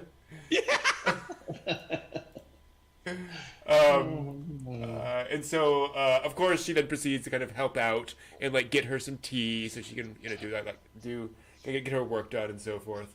The office lady is just, this is the cutest thing ever. This is awesome. Yeah. So yeah, there's nothing bad happens, nothing serious happens. It is just this weapons grade cute little girl interacting with this office lady as she's trying to get her code written. And it's just that for a half an hour. Lovely kind of soft style to it. Very rounded, very, very approachable. And just cuteness all the way. It's definitely got a Miss Kobayashi Yes. Dragon Maid Yes. feel to it. Okay. Because, here we've got, the overworked office person. Here now these unusual circumstances occur. And it's just this nice ride. It's really cute. And it's just, so it's kind of like the cuteness of like Kana-chan from Kobayashi. Okay. You're not having the wackiness of Toru, but you certainly have the Kana cute vibe out of this little baby ghost, and like just her, and as we talked about, Brent, like the idea of this Eastern ghost kind of thing where she could touch the ghost. Yeah. The ghost brings her tea and brings a blanket. And it's like the ghost gives her a shoulder rub. Yeah. And it's just like the only thing that makes the little baby ghost a ghost is like the little triangle on her head. Other than that, it's just this really helpful little tiny child. Awesome. Yeah. Yeah, no, it's adorable. Absolutely. You know what is less adorable, but still kind of intrigued me. That's weird. So Oh, okay. Okay, I apologize. I have things a little out of order here. I'm gonna switch to this one. This is an adorable one, actually. So we're gonna switch over to RPG real estate. Yes. Which I don't know what I expected out of RPG real estate, but it wasn't that. Well, RPG, I felt like it was going to be, role-playing game. Right. It's going to be something kooky. Let's see what happens. Mm-hmm. It's definitely kooky. Yeah, but definitely was not what I was expecting either. I'm like, oh, okay. Yeah. So it's basically cute girls coming to work at a real estate agency in a fantasy world. Yeah. So they're responsible for the haunted mansions and the wizard's towers and all that kind of stuff, and selling those to people, and what it's like kind of working there, and trying to help the guests out. So it's it's kind of Property Brothers. It's HGTV in a fantasy world, but with moe girls. Yeah. It's very cute and light and silly and fluffy. There are a few elements to it where I was like, I didn't need that. But whatever.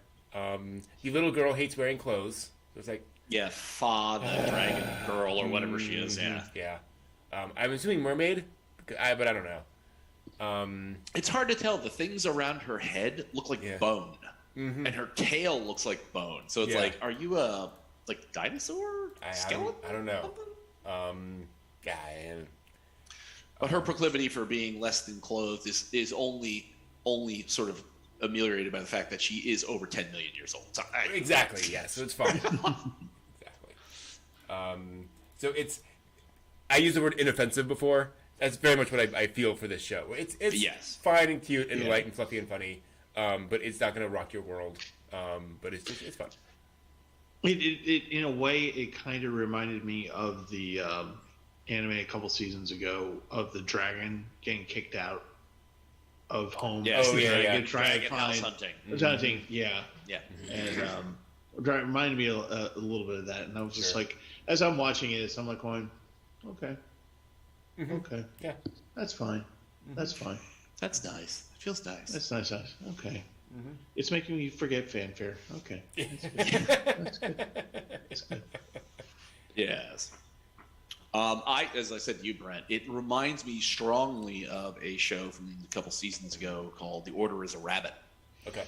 Because the dark-haired girl looks almost exactly character model for the same kind of dark-haired girl named Riza in that series.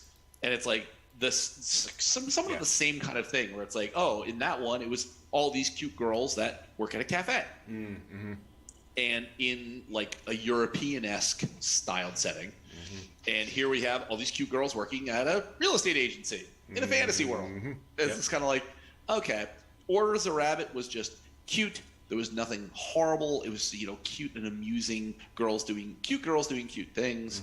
And it's like, I am totally expecting that entirely out of that. Yep. Where it's like, if I just want to, again, sit back and be like, let's watch cute things happening to cute people. Let's just sit down, get away from the workaday world and watch this. Yeah. That'll be great. Yeah. And again, sort of a healing anime kind of a vibe to it as well. Yeah. Moving on to a show, I think I'm the only one that watched this, Shadowverse Flame. Yes, I had not seen Shadowverse. Technically, I think there may have been one or two Shadowverse titles before this, but it looked like it was a new title, so I'll give it a try. It's a card battling, game. You were telling me about that. Yeah. Yu-Gi-Oh-ish. Yu-Gi-Oh-ish, very Yu-Gi-Oh-ish. So I'm going to show you all a thing. When they reveal the avatar, so every character has like their one like card they've picked, which is their like special, card. The card they always use, and that card can actually I think apparate and be someone you can talk to. and the one for this guy is like Rosa Versailles cat lady. Okay. Okay. Yeah, it's a lot. It's a lot. It's just Oh, wow. wow. Yeah. just designs all over the place. Well, Wow. Yeah. And you got the giant demon guy and all that kind of stuff. So I like this anime because it feels like every trope all thrown together in it's a trope blender was what I that's what you were saying.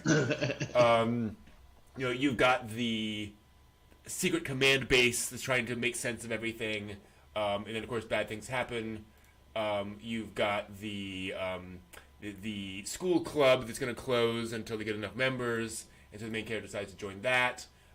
You've got the guy joining the class, even though he never played Shadowverse, doesn't know what Shadowverse is. So you have to explain what Shadowverse is to him. Wait, I kind of identify Genshin. What is Genshin Impact thing? Yeah. What? You've never heard of it? Heard of it? Yeah. But of course, he's been secretly picked by blonde guy with cloak to be the ultimate perfect, because he is the one, player. He's the digidestined. Yes, yep, pretty much. And he's been personally given the invitation to the academy, whatever. Despite why would you do that? He doesn't know anything about Shadowverse. So mysterious. And so you got all that happening. You've got all the little floaty things that float around because they're all summoning their cards and having their little floaty guys. It's kind of all the things. Wow. You have that's what you mean, floaty thing. Okay. I'm like, the hell? You have jerk guy who challenges people to Shadowverse just to kick their butts. How dare he? And has his little harem of girls, none of whom actually honor the dress code. Right. So it's that. Does anybody go? Any chances of that? Not yet. Not in the first episode. Not in the first episode. No. Just give it time. Yes. So it's again just kind of all of the things all being thrown together into one anime. It's just fun and ridiculous. I really enjoy it. But again, I enjoy it because it's all the things. Right. Right. Fine. Yeah. All right. Moving on to kind of an interesting one. Shikimori is not just a cutie. I wanted to see this, but I was not able to get to it. Okay, I would love to get your take on this at some point, Steve, because boy, we thought this was going in a direction it was not. Yeah. So basically, we can cover this real quickly. Main character is very unlucky. Mm-hmm. He has a very cute girlfriend, Shikimori, who is constantly protecting him from his bad luck. So, okay.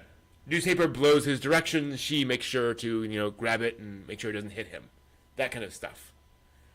Gotcha. They are literally girlfriend-boyfriend. Like, everyone knows this. This is acknowledged. Not a secret. Yeah, not the awkward, do I ask her out? Do I not ask her? Yeah, none of that crap. We cut right to the chase. Absolutely. That's it. That's the show. Huh. And we were convinced that he was the one, and she was a battle vixen from outer space who had been, assigned to him to ensure that he's safe forever. Because, at one point, a sign is falling in him. So basically, a DNA squared? You're right. Exactly. Or even the Tenchiverse, it could have been. Yeah, you know what I mean? we were waiting for the Tenchiverse crossover thing, because at one point, a neon sign falls down on him, and she kicks it out of the way. Yeah, not a paper sign. No, a big ass metal thing, 300 pounds. Yeah, nope. She Wham! Whack The side, she kicks it. Yeah. What? Oh, crap, she is a space Valkyrie. Here we go. And again, spoiler alert, I checked Wikipedia. There's 7 volumes of this, and no, it's just that's it. He's unlucky. That's it. She is like not super lucky, but she's super fortunate, I guess, if you will, right? Like it's not that all good things happen to her, but she kind of balances them out. Yeah. Right. And that's it. It's just apparently just a romance. Huh. Which is totally fine. Yeah, absolutely Totally fine, but wow, it's well, kind of a bit of a letdown when you're like, oh my gosh, this thing is huge. It's like, no, God, it's actually very small. See, you guys have piqued my interest on this because while I do love the tension and all that stuff, you guys know I'm a sucker for a good romance. Well, I think that's what we're gonna get. Yeah. Yeah. Okay, I'll definitely. And this is on Crunchy. Yes. Because I didn't get a chance. Yep. Okay. All right, I'll check it out. Yeah. Cool. Yeah. I in no way disliked it. Like I enjoyed. Yeah. The entire ride. It was just one of those weird things where your expectations are set. And it's like, oh no, I just misjudged it. Yeah. Oh, Ryoko's going to appear and blow something up. No, wait, no. Yeah. Okay. Well, I kept getting this Unigasai from Mirai Nikki Future Diary. I kept getting this feeling of like, and Shigemori like shoots some glances where you're like, there's some deep here. And no, there isn't. Like, God damn it. But I think this, I would go so far to say if you set aside prior knowledge of it and any other shows, that this is like, oh, this is just such a sweet little romance show. It's just really cute.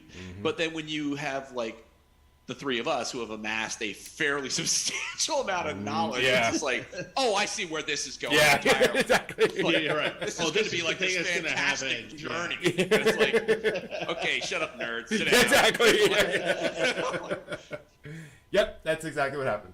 Well, this clearly here is an homage to some of the space alien technology that helped them to, overcome all the bad luck, which is a historically classic kind of curse. No, it's not. Sit down. Worst romance ever. Now to die like Lorne Green. Best ever. All right, let's switch over to a show that's, oh boy, this was an interesting one. Skeleton Knight in Another World. Oh dear. Yeah. Oh dear. Yeah. Oh dear. Okay. So, Steve, you seem to have a strong opinion on this. No, it's not so much a strong opinion. It was just, it totally took me by surprise. Yeah. And I was like, I got to warn them because they're going to do the thing, and Thank they're you. going to be doing the live feed, whatever. I'm just like, just so you know, just so you know, like, it'd be different if they just kind of led up to it a little bit, instead of just going, "Hi, welcome to our anime rape," and it's just like, yeah. And to be clear, it does not actually happen. Like it isn't. Yes, right. It is an assault attempted. Yes, but yes, and thank you for warning me because I came into this like going, I'm ready. I'm prepared. Oh, because it's kind of a Goblin Slayer opening. Yes. yes. Which I would, and we discussed. I would almost think that was the lesson learned. You know what I mean? Other people are like, "Wow, Goblin Slayer really like." People were talking about it, good or bad. People were talking the hell out of it because, oh my gosh, this is just how could you do this? Yep. And it's like, okay, this kind of seemed like that because it is plot related. So it is tied in, like Goblin Slayers was as well. And it's just like, you got my attention. It's pretty like, oh my goodness, very jarring, but now I'm focused and I'm paying attention to what you're doing. Yeah. And again, in fairness, the protagonist immediately comes in and cuts all the assaulters in half. Yeah. Literally. So it's like, okay, I see the point you're making here. That we're not simply trading on this concept. We're also saying, and horrific. So basically, Guy wakes up in. So this is isekai in the sense that like Guy's been playing video game, wakes up in video game, but it's clearly like reality now. Right. He has this like super powerful armor and weapons and so forth that he got in game. And he is very powerful now.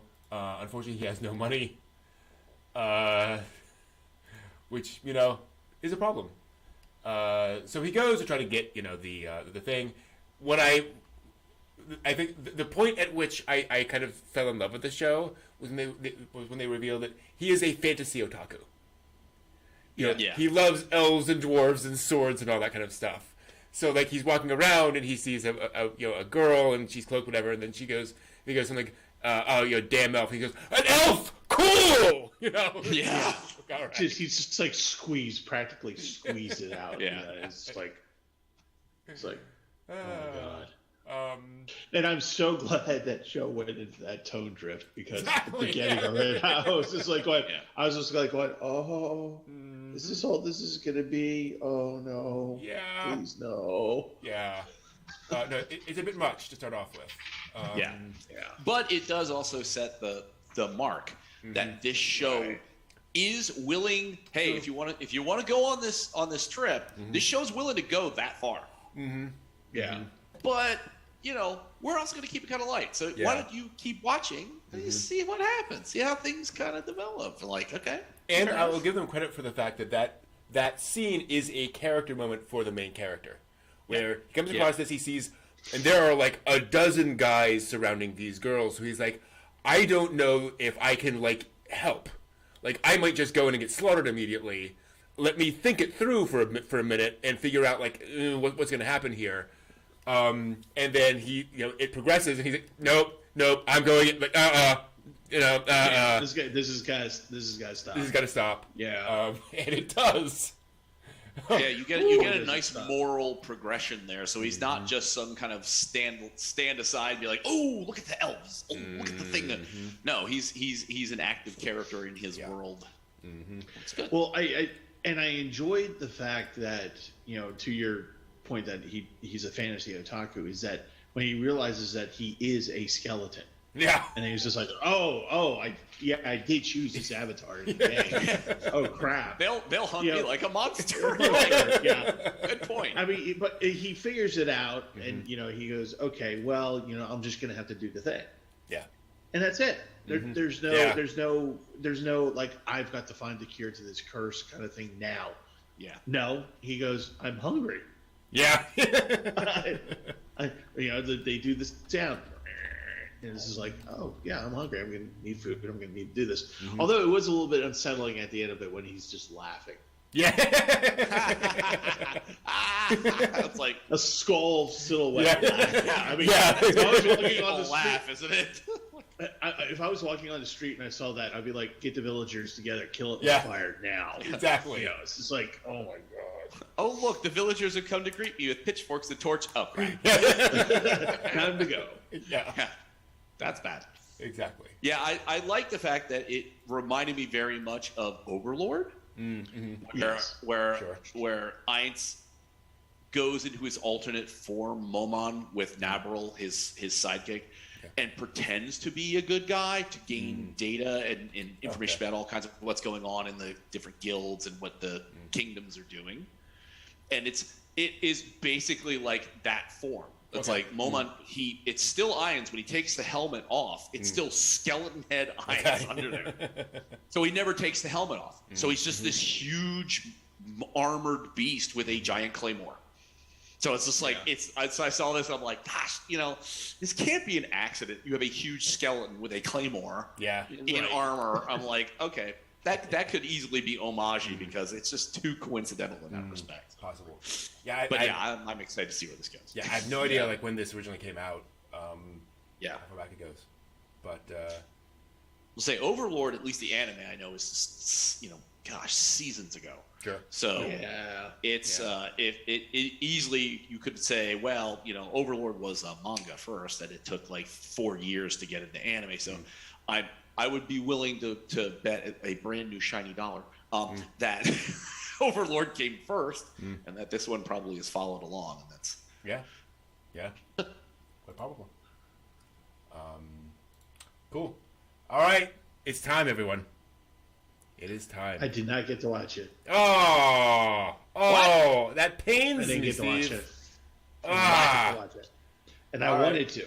Yeah. I wanted to. All right. I was preoccupied with things like getting this thing on. Okay. Well, And work, yeah. John and I will talk about Spy Family. Yes. So, I stumbled across Spy Family in my Amazon recommendations some time ago. Read a couple volumes of the manga, adored it. Was very happy to hear about the anime adaptation, and I'm very happy to announce, yes, like they adapted this properly, whatever proper means, but like all the pieces are there, the characters are there. It feels like Cold War Germany, or Cold War Europe, I guess. The comedy is there, all the different elements are there. Basic premise: main character is a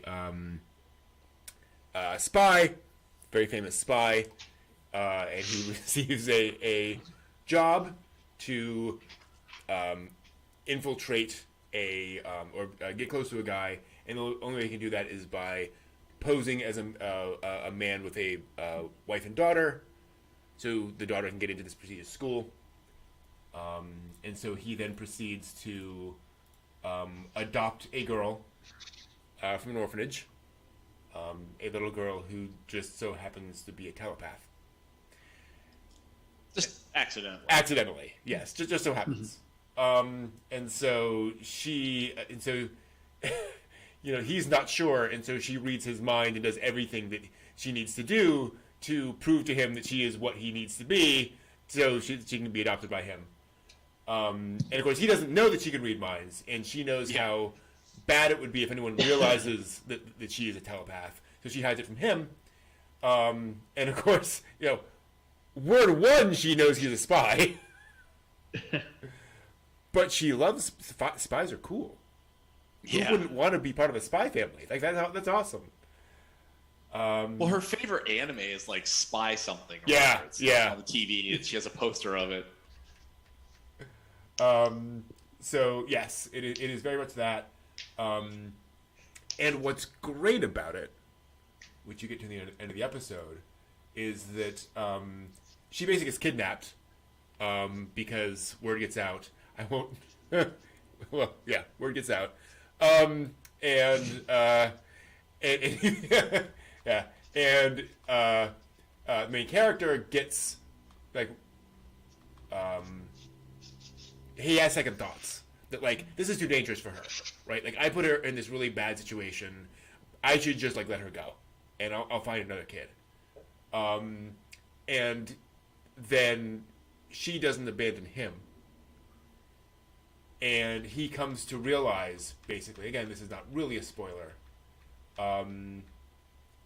that he wants her. And he wants this relationship. He wants to keep this going. And so they go home together. And the story will progress from there. So what I love is it's this wacky premise, but there is this undercurrent of really a story about developing, real affection for each other, and how that becomes kind of the undercurrent of the whole thing, that they actually do want to spend time with each other, but then there's this whole other, then there's other stuff they have to do as well to not die. So, high quality action, animation, all the things. Yeah. Sorry. Yeah. Yeah. No.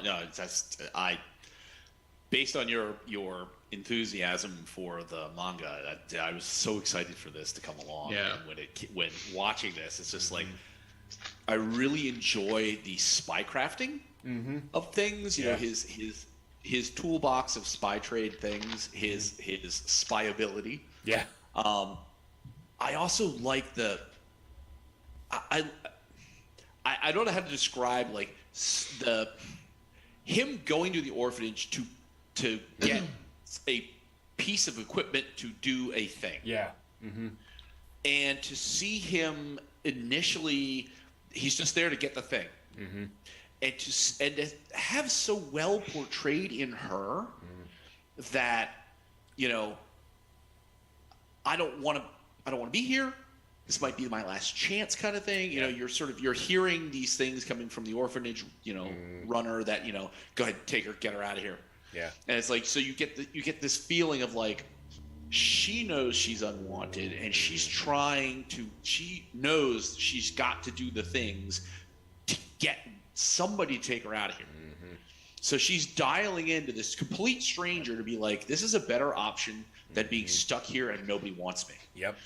And you're seeing that you get to that point where he's like, no, this is too dangerous for her, but I can't just send her back. Yeah. I can't just get somebody else. Right. It's like, I can't do that. And it's like, wow, you get to see him incrementally have this much more human approach to things when kind of James Bondish. It's like he doesn't have a problem like putting a bullet in the back of somebody's head. Right. That's not, that's not a thing that he has any difficulties with. And now he's kind of got this kind of twinge of like, well, that's it's the right thing to do here. That's wrong to send her back. And it's like, I love that. And this is just episode 1. Yeah. You know what I mean? It's just their sort of coming into orbit with one another. And we're not even we're close into the depth of the story of how this is going to play out about going to the school and the wife and husband team, blah, blah, blah. Yeah. I mean, it's like,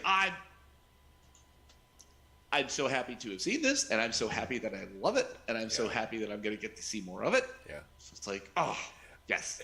And it's so nice in something that is complicated, right? There are a lot of moving pieces to this story. To see them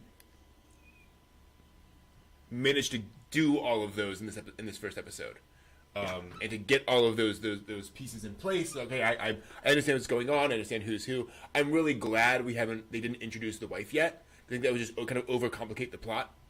Yes. It's just him and her, and okay, we understand that now. We can move on from there. Yeah, just...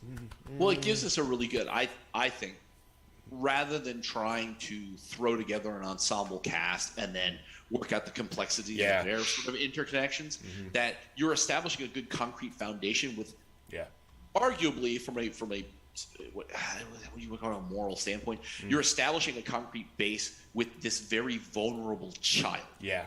Mm-hmm. And you're getting that in a place where it is settling down to where it can function.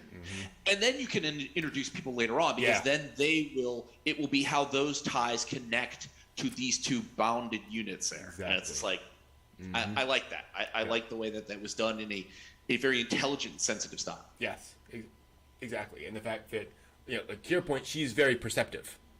Yeah. In every sense. And so, like, she's trying to like work the angles in a very like 4-year-old way, while he has no idea how to be a father. Like, this is just so outside of his perspective. Like, we both laughed when he did the spit take when he discovered what he has to do. It's like, not my thing. I have to get a kid by next week. Not how that typically goes. Biologically, that doesn't happen like that. But if you have a test tube and maybe enough super science, maybe. And I say that as a maybe super science. But I won't say more. Who knows? Tune in. All right, let's switch over to Tomodachi Game, the anime that made me angry. Yeah, thank you. I did not see. I didn't get to see this one. You don't have to see it. Nope. It's Squid Games, the anime. Yes. Yes. Yep. Yes, that's it. I had high hopes for it. I just read the blurb about it, and then, yes, thank you, Brian. I got angry too. I just give me back my 23 minutes. Well, I didn't even make it through the 23 minutes. I mean, oh, really? I got to where did I get to? Where they got into the game where they're pushing the big yen thing around, and I was just like, and at that point I got mad because I was just like, if you have to explain to me the game in critical detail, everything that happens for the next 45 seconds, so I get it at the end. No, I don't know. Yeah. You know what? Look, I was like, Death Note was somewhat cerebral, and you kind of had to pay attention to the rules. But this is like, oh, okay, we're gonna play a game, and then if you do this, and then aren't you gonna? And it's just like Squid Game? Is this Saw? Is this what is this? And then it's just like, okay, and then we're pitting friends again. I don't. Okay, yeah, fine. I'm gonna go get drunk in a corner. I mean, I'm just gonna, At the end of it, I came up with the term psychological torture porn. Yep. And that's just that was it. I was like, I'm not in for that. Yeah. I just don't want to watch that happen. It is just tearing people apart for the entire thing. How can we show how terrible people are? It's like there's just not. And again, to be clear, all I have to do to figure that one out is to turn on TV. Yeah, we see that every day. Thanks. Right. And again, there are works like oh gosh, I'm forgetting the name of it now. The Old Boy, right? Yeah. Old Boy is very much breaking somebody down and seeing how terrible things can get for people. Yeah. And I love that movie. Like that is now, which handled version? properly. Original, like original, Korean okay. one. Yeah. I haven't seen the other one. I just haven't. Don't. Okay. Yeah. So would you consider Flowers of Evil, the anime, to be kind of torture porn? I got like 1 or 2 episodes into that, but psychological. Yeah, I don't know. Yeah, I didn't get far enough into it to understand kind of all that stuff. I couldn't understand the relationship between the characters, and it just got absurd. Like the way they interacted with each other, that I dropped it. I just couldn't get. Yeah, I couldn't handle the visual style. I'm like, God, this is awful to watch. Yeah, the visual style I got used to. Like I was like, this is bizarre, but I think that's what they're doing. But yeah, just when she like takes his clothes off, like forcibly strips him. I was just like, I don't understand what's going on here. Like this, just I don't understand why there's any relationship. Yeah. This just doesn't make any sense to me. But this is just we're gonna bring some characters together and then just psychologically break them down and make them like destroy each other. Yeah, like, and I'm sure that they have a reason for it at the end of it, but I'm sure that none of us are going to care. But I mean, it's probably going to be something really stupid and simple. Mm-hmm. You bullied me in elementary school, and I've gotten my revenge against you. You're right. Yep. And the thing, one of the things that I knew that I was in for trouble was there's, and I thought they were my friends. And then they go into describing the friends, and they give you like 1.5 seconds to read the blurb about each friend. And so I had to stop and read the thing. And then when we get into it, we're just going to break everyone down at the pack of whatevers. Yeah. And, I was just like, no, I got no time for this. Mm-hmm. Yeah. I could be getting drunk. I don't need to do this. Exactly. All right. So now we get to move on. Again, we kind of got backwards in the titles here. We're going to talk about Trapped in a Dating Sim. Yes. Otome games are difficult for a mob. Games. Yeah. This was, I had some thoughts on this one. I laughed a lot at the intro where the main character is being forced to beat this Otome game for his sister. And he's spending the entire time complaining about it and how dumb it is and how he hates all the characters. And like, you're watching it like legitimately, like this is every cliche. This is all the things. I love the fact that there's like a real-time strategy mech game like shoved into there too. Yeah. It's like, why? This makes no sense. So and also she can see the cutscene. Yeah, exactly. Yeah. Also, the little sister can see the cutscene. Yeah. If you want to play the games, and I was just laughing at that too. I was just like, okay, this is gonna be fine. And then it went into floating islands. Yeah. So he wakes up in a matriarchal society, heavily matriarchal society, and he's gonna be forced to marry whoever his evil stepmother says. Literally, evil stepmother. Yep. Yes, there are notes of Cinderella going on here. Somewhat, yes. And so then he goes off on an adventure to recover a spaceship. Mm-hmm. And take out like a mech in the spaceship. Yep. Which he does, and then comes back with like all the gold and such from there, and sticks it to his evil stepmother, because he has all the gold. So kind of like we were talking about earlier, one of the problems I have with this is this entire episode is set up. Yes.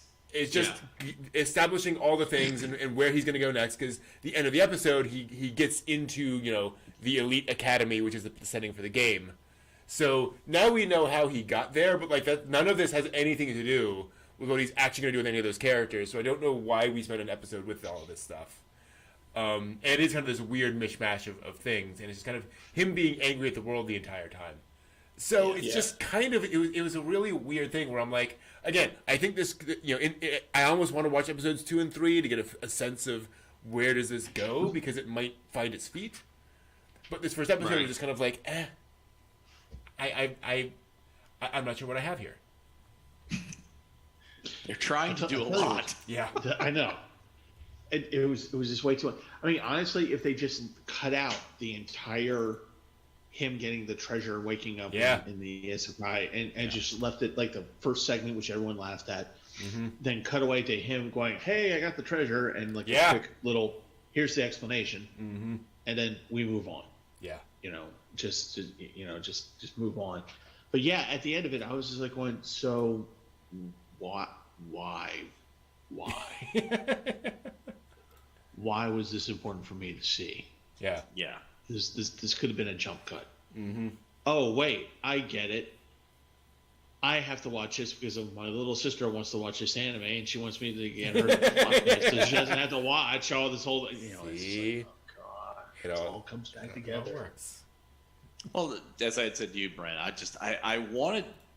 It felt to me like this was the male answer to My Life as Villainous. Yeah.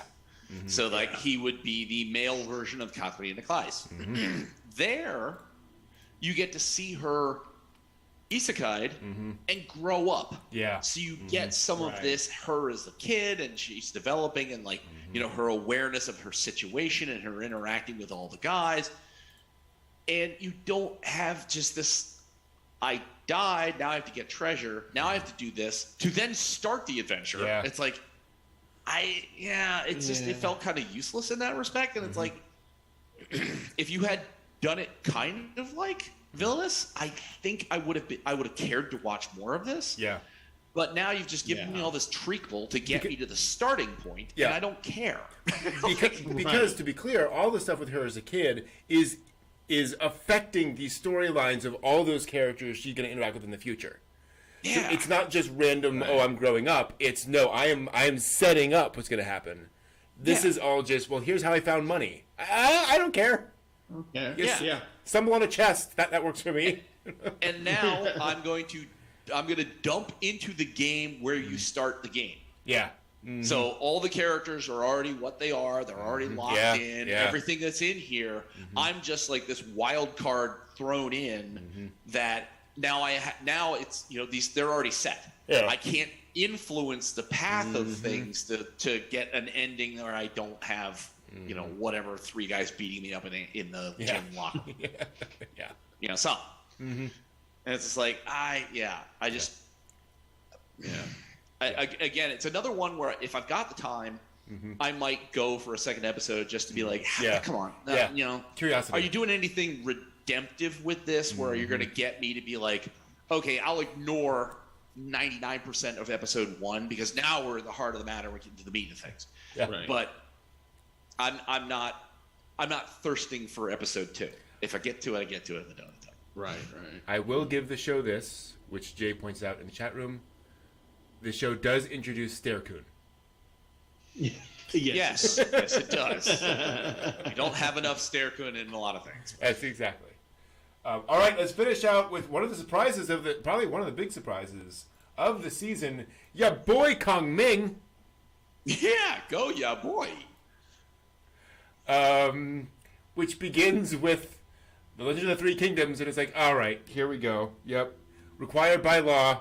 A Legend of the Three Kingdoms anime for this year.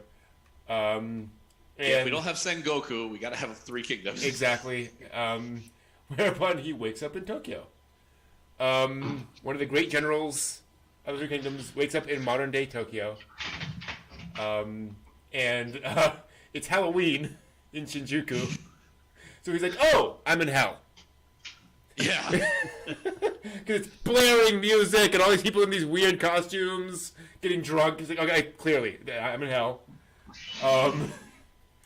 And so He was very chill about hell too. This is true. I mean, most people Yes. would panicky, but Yeah. it was a hell of a party. Hell of a party, exactly. But he meets a young woman at a party who is singing her heart out on stage.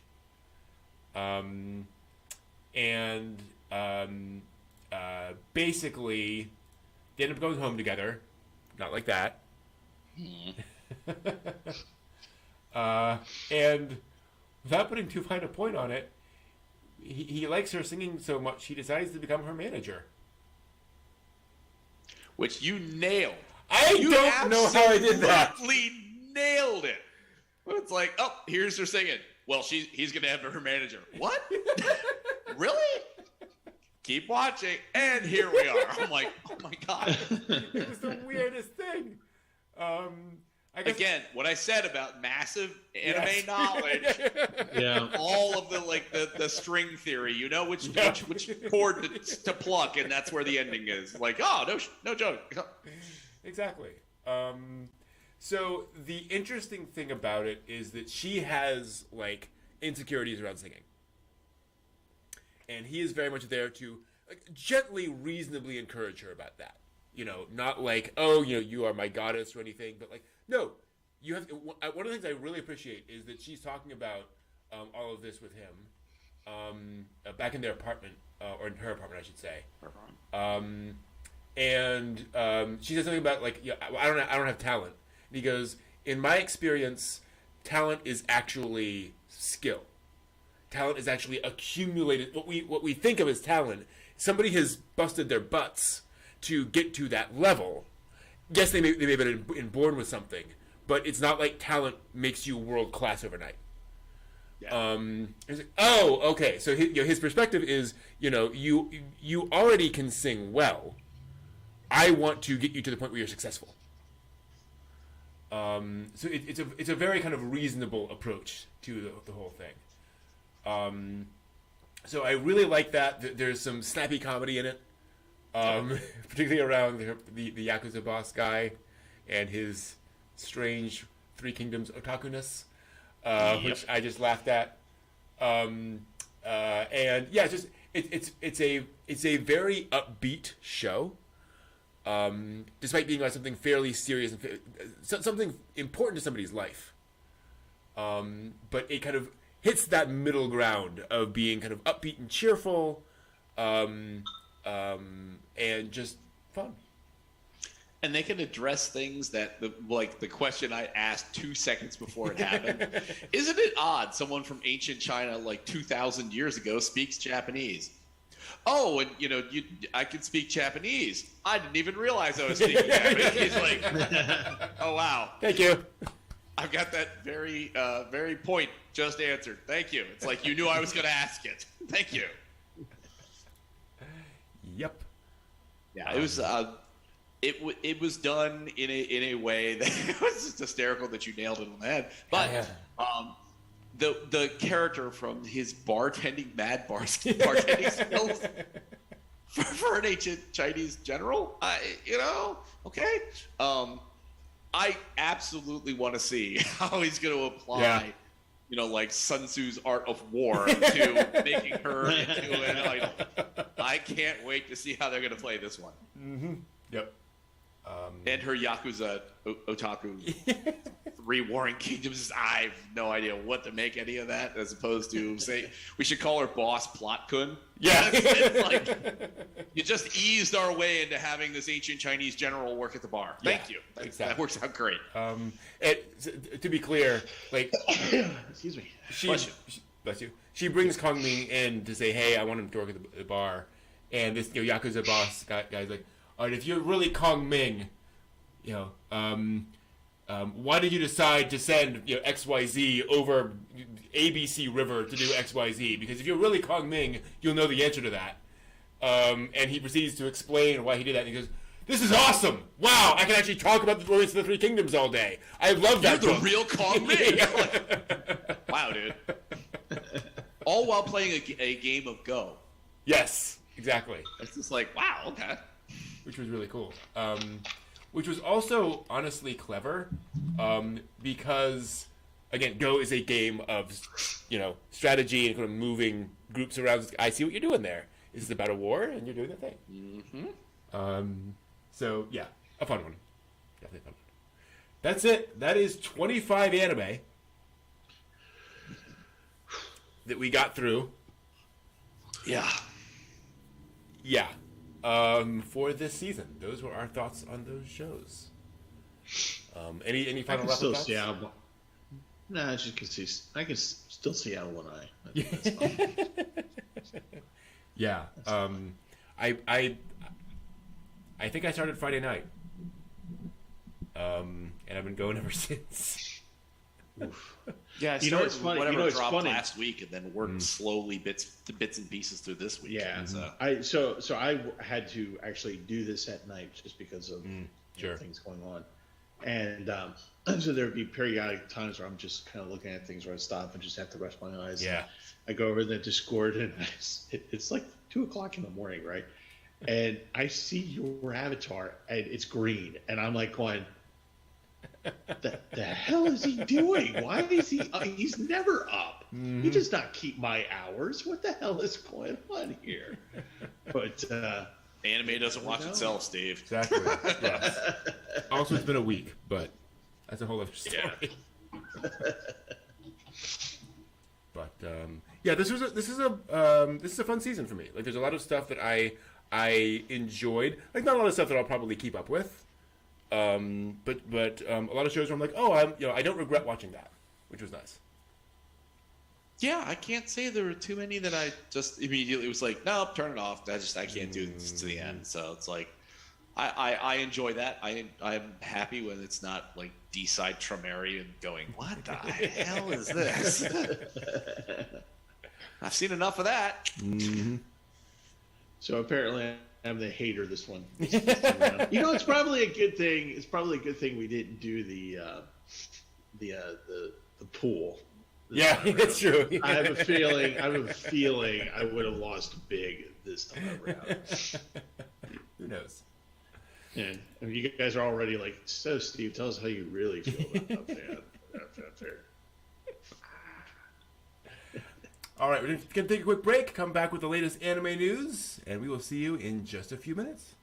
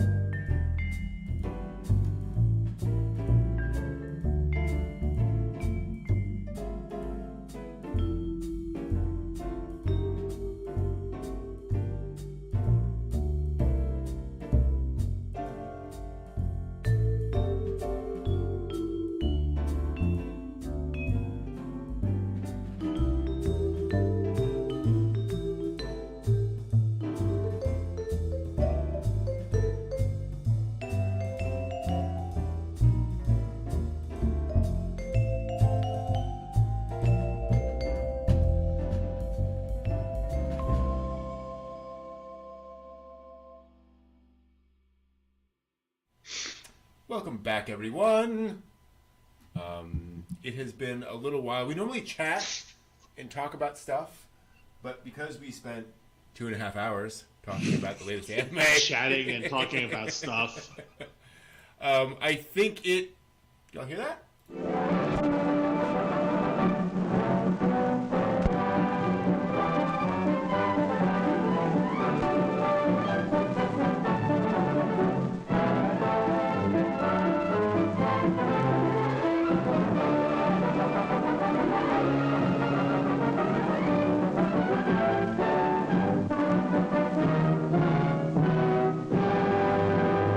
For the expensive trip to Savannah, I'd call myself hobo Baggins. Welcome back to the latest anime news, ending April 9th, 2022, with a bombshell.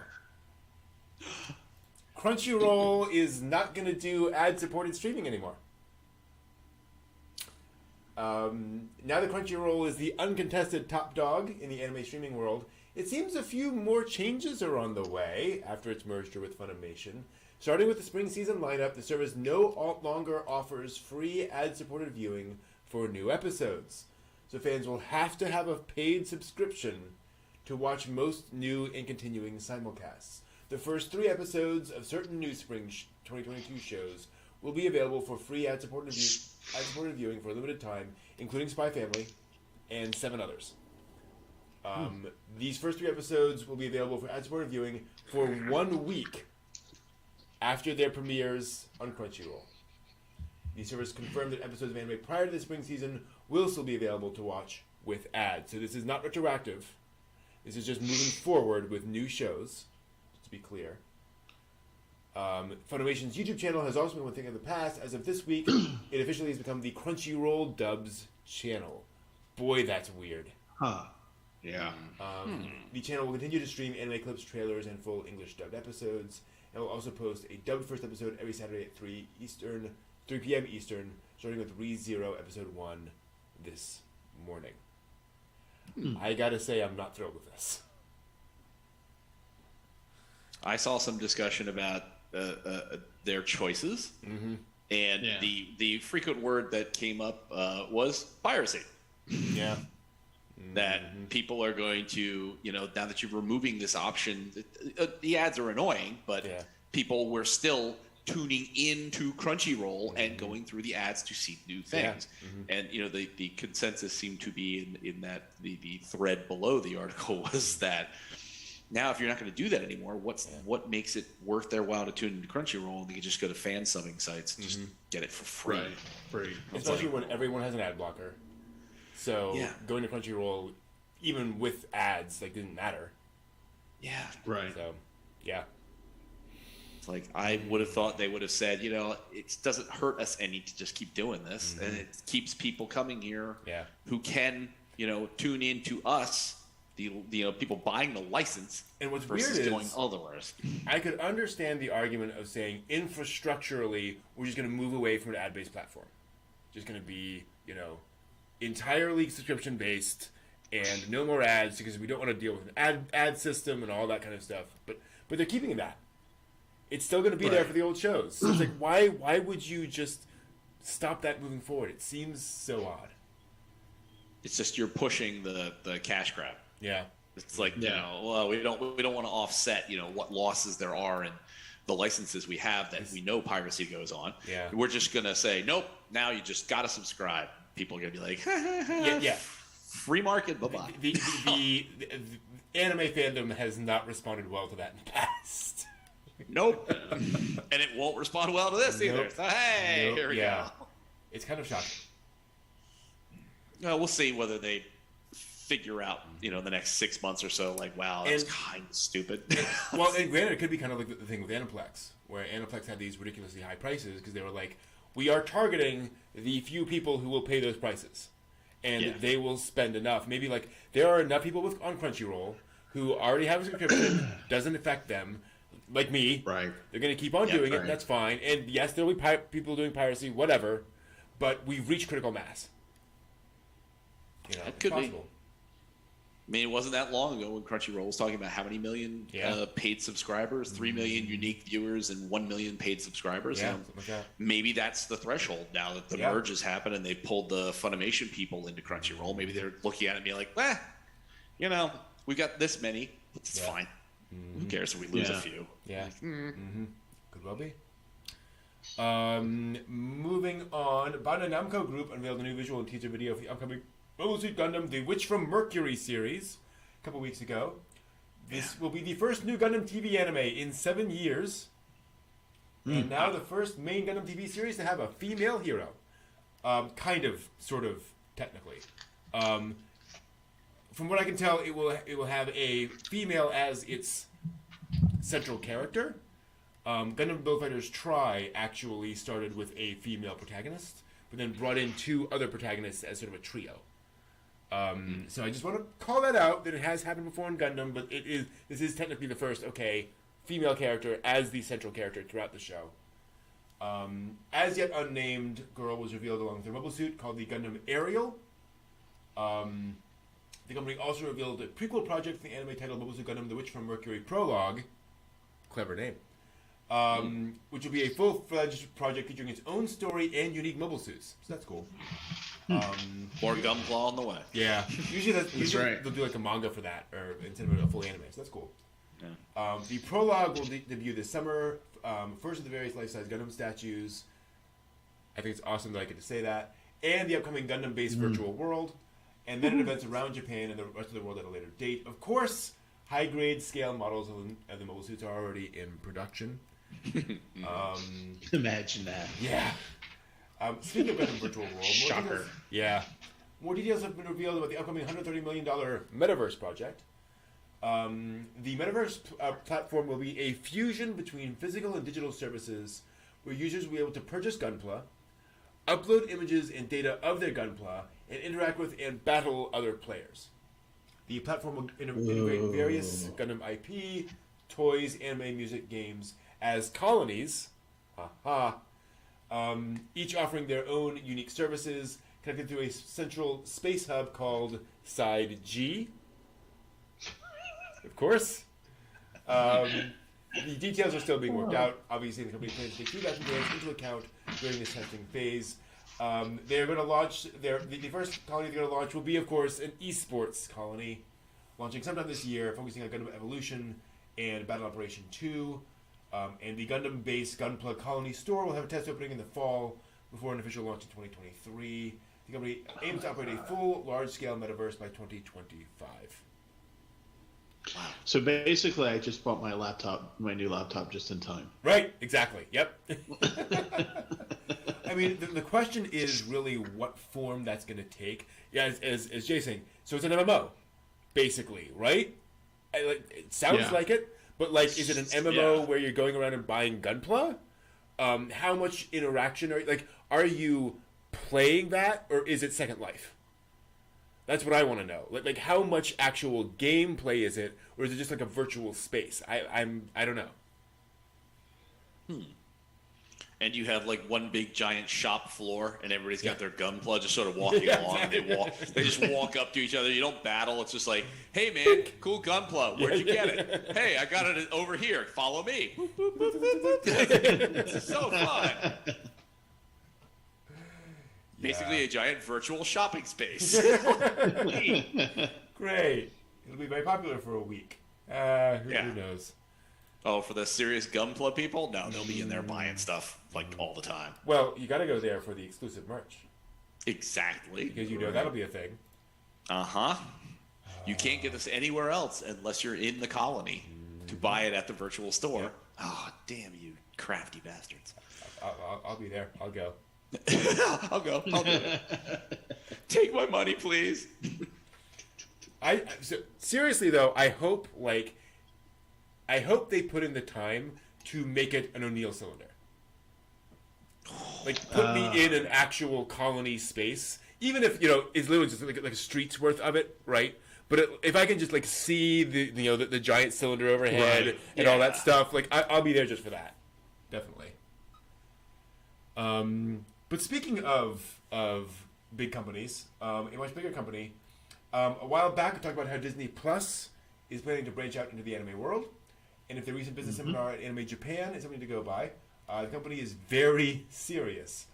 They held a seminar aimed at Japanese businesses to discuss Disney's ambitions in the streaming market and their desire to represent works from around the world. The Japanese head of animation at Disney, there's a title. Yeah. Identified anime as a focus point for the company. He said there is a big emphasis on diversifying their content and promised that, quote, "We deeply respect the works of Japanese creators and we will transmit them overseas just the way they are," end quote. He mentioned the Star Wars Vision series and the Disney Twisted Wonderland game as examples of successful collaborations between Disney IPs and Japanese creators. I think it's hilarious that he did not mention Kingdom Hearts. It's interesting. Is there a why? Yeah. And emphasized how the... Can't imagine. Yeah. The Disney difference allows unique things that can only be accomplished through partnership with Disney. I would like to see their version of the Ichi the Killer. Yeah. Higurashi, Disney style. Yeah. Oh, Wow. No. Wow. New nightmares. I want to see Disney... No. Anyway, the company has, quote, great expectations for producing local content, end quote, including completely new works from Japan. And this is already a thing, as we know, because the new Black Rock Shooter anime is on Disney Plus. And it's not just happens to be there. In the freaking title cards, it's blah, blah, blah, blah, Disney Plus. In the freaking credits, blah, blah, blah, Disney Plus. Absolutely. So it's not that they just, happen to be streaming that. No, their hands are all in it. Yep. Like, all in the whole thing. Like, and, woo! Again, in all fairness, like, it opens with a naked girl in a vat, and the vat drains and coming out and then unplugging herself, Neo Matrix style. Like, it's definitely not Mickey Mouse. It's very anime. It's like, wow. They're doing a thing. I would have laughed if it had been Minnie Mouse. Yeah. Came out of the vat and be like, this is an odd interpretation of this show, but I'm going to follow it. I'll follow it. So very, very interesting. Not surprising. Disney sees anime as a thing. They're like, we want a piece of that. Sure. It's profitable. Let's do the thing. True. Jay just put an image in my head. I just saw that too. Elfin Lee with Mickey One Mouse lied. ears. Oh. Okay, someone get on that with Photoshop. Stat. Wow. Yeah, that's just holy. Boy, that's a level of wrong right there. It's a whole other level. Absolutely. All right. Death Note with L played by Goofy. All right, let's do the investigation. I have the Death Note. I'm gonna be this world's new god. I'm gonna do everything correct. Okay. Oh no. Oh, I no! Now that. Steve's childhood dreams have just been shattered. Well, Ginger and I were talking on Twitter about edited down versions of shows, and I was like, I actually want to see a G-rated version of Akira. Oh wow! I would pay money to see how you do that. Oh yeah. It would be 20 minutes long, in fairness, but also just like, what do you Right. Yeah. Anyway. What do you cut out? What do you leave in? Yeah. It'll never make any sense. Yeah. It's like, geez, That's when the parents go, okay, Paw Patrol it is. Got it. All right. Yeah. Also this month, because it's been a while, new anime announcements. Adult Swim announced it's ordered 2 more seasons of Furikuri. Bit of a surprise. Subtitled Grunge and Shoegaze. And a new anime series called Housing Complex C to honor the 25th anniversary of Toonami. Jeez, doesn't that make you feel Oh, a little on Yep. the old side? Little on the old side. I remember. Mm-hmm. So now we've got Fully Cooley, progressive alternative, and we're going to get grunge and shoegaze. Yep. You guys, yeah. So now we're up to original and 4 like 5 cast seasons. on. Okay. Yeah. Okay, that's wow. Yeah. Okay. Out of that thing. And will the pillows do it all? Yes. Exactly. I hope so because I do too. really enjoyed the soundtrack. So Absolutely. Yeah. Jay, you're making it better. It's a small world after all. Elfin lead, Akira. oh boy.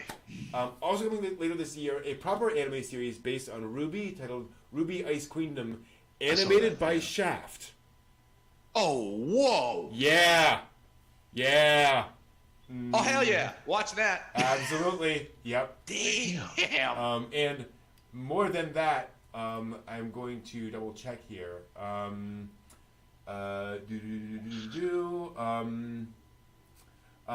Gen Urobuchi is in charge of planning it. You know, that guy.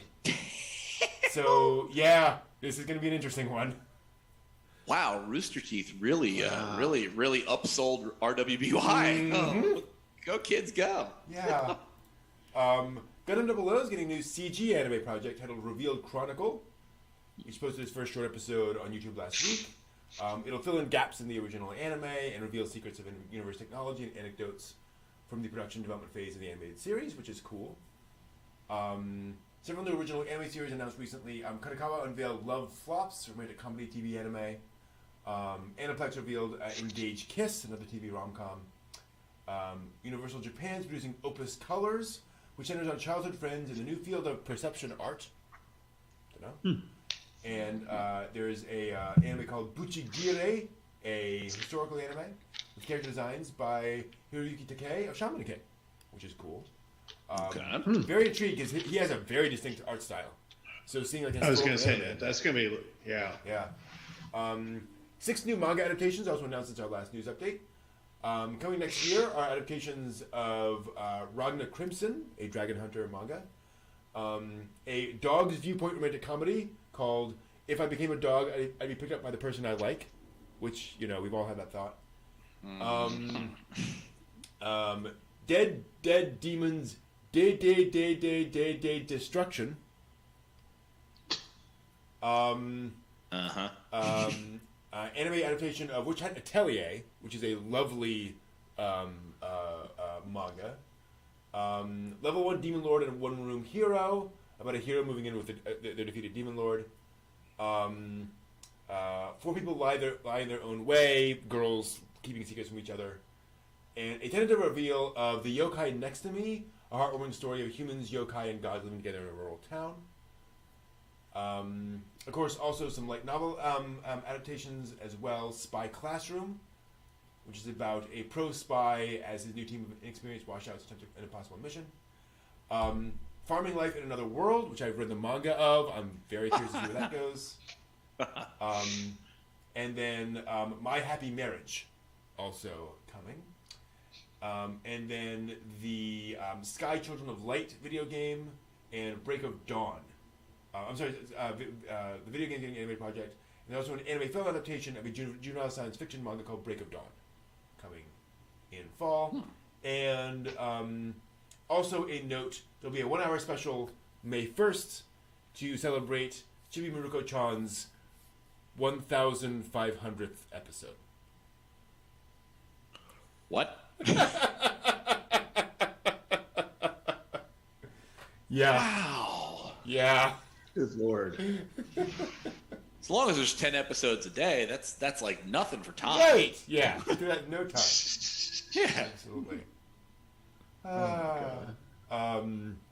Moving on, we did lose, should be pointed out, 2 important anime and manga industry veterans, Fujio A, Moto Abiko, co-creator of Doraemon, passed away at the age of 88. Also, Mia Ikumi, illustrator of Tokyo Mew Mew, sadly passed away, only 42 years old. She debuted with Superdog Mika-chan, and created Tokyo Mew Mew along with writer Riko Yoshida in 2000-2003. So very sad. Moving on, Shueisha has announced a wholly owned affiliated company called Shueisha Games. Guess what that's for? Games. Yeah, imagine that. A project already underway with joint collaboration with a major overseas game company. Who knows? Atari. Yeah, great. Oh, wow. New for the Atari 1500. Sweet. And we're going to try E.T. all over again. Yeah. It's E.T. reimagined like you've never imagined it. That little girl. Want to in the first place. Pong-chan. Bandai Namco Arts has announced an upcoming 4K remaster Wings of Honeymise, which is awesome. Ooh. The original director Hiroyuki Yamaga will oversee the process. Discotech held a live stream last month to announce upcoming projects. Most notably is a full HD release of the 1980 Astro Boy. Coming to video in May in Japanese and English with full uncut version of the first two Japanese episodes, which were originally cut into a single episode of English dub. Also working on restorations for the original Devilman and Darkstalkers, plus several others. Wow. Good on them. Bandai Namco announced Sword Art Online variant Showdown, a smartphone action game set in the SAO universe. Shocker there. And One Piece Odyssey, a new One Piece game coming to consoles and PC sometime this year, with story and character designs by Eiichiro Oda. Last up this year marks the 10th anniversary of the JoJo's Bizarre Adventure anime, and actually a number of celebratory events are in work. So, since this also marks the 10th anniversary of the Tokyo Sky Tree, the two are holding a collaborative JoJo Tree event, May 10th through August 9th. With JoJo characters appearing in photo spots around the tower, I assume in cardboard form, and special goods and cafe menus and all that kind of good stuff. And there'll be a pop-up theme park called JoJo World 2, or JoJo Worlds, or something, with various attractions. Let's move on. So, Go ahead. Real quick, it feels like JoJo's Adventure has been around Yeah. for longer than 10 years. It feels like it's been around for when was I born? I mean, literally, it feels like it's been around just forever. Yeah, I can't really remember the first time I even heard JoJo, so it feels like it's been longer than 10, but... Been a while. 10 years is a long time. Yep. All right, let's move on to some fun news, some wacky news. Got to have some weirdness because it's anime. One more new anime announcement to cover this week. A new original TV anime is coming this fall called Ekkyu Shonen Eternal Boys, following an aspiring idol group at a production company. What's so special about that, you may ask? Well, the idol hopefuls are not the usual teenagers or young adults. They're a group of men in their late 30s and 40s who left behind their real adult jobs to become idols. Oh, man. Okay.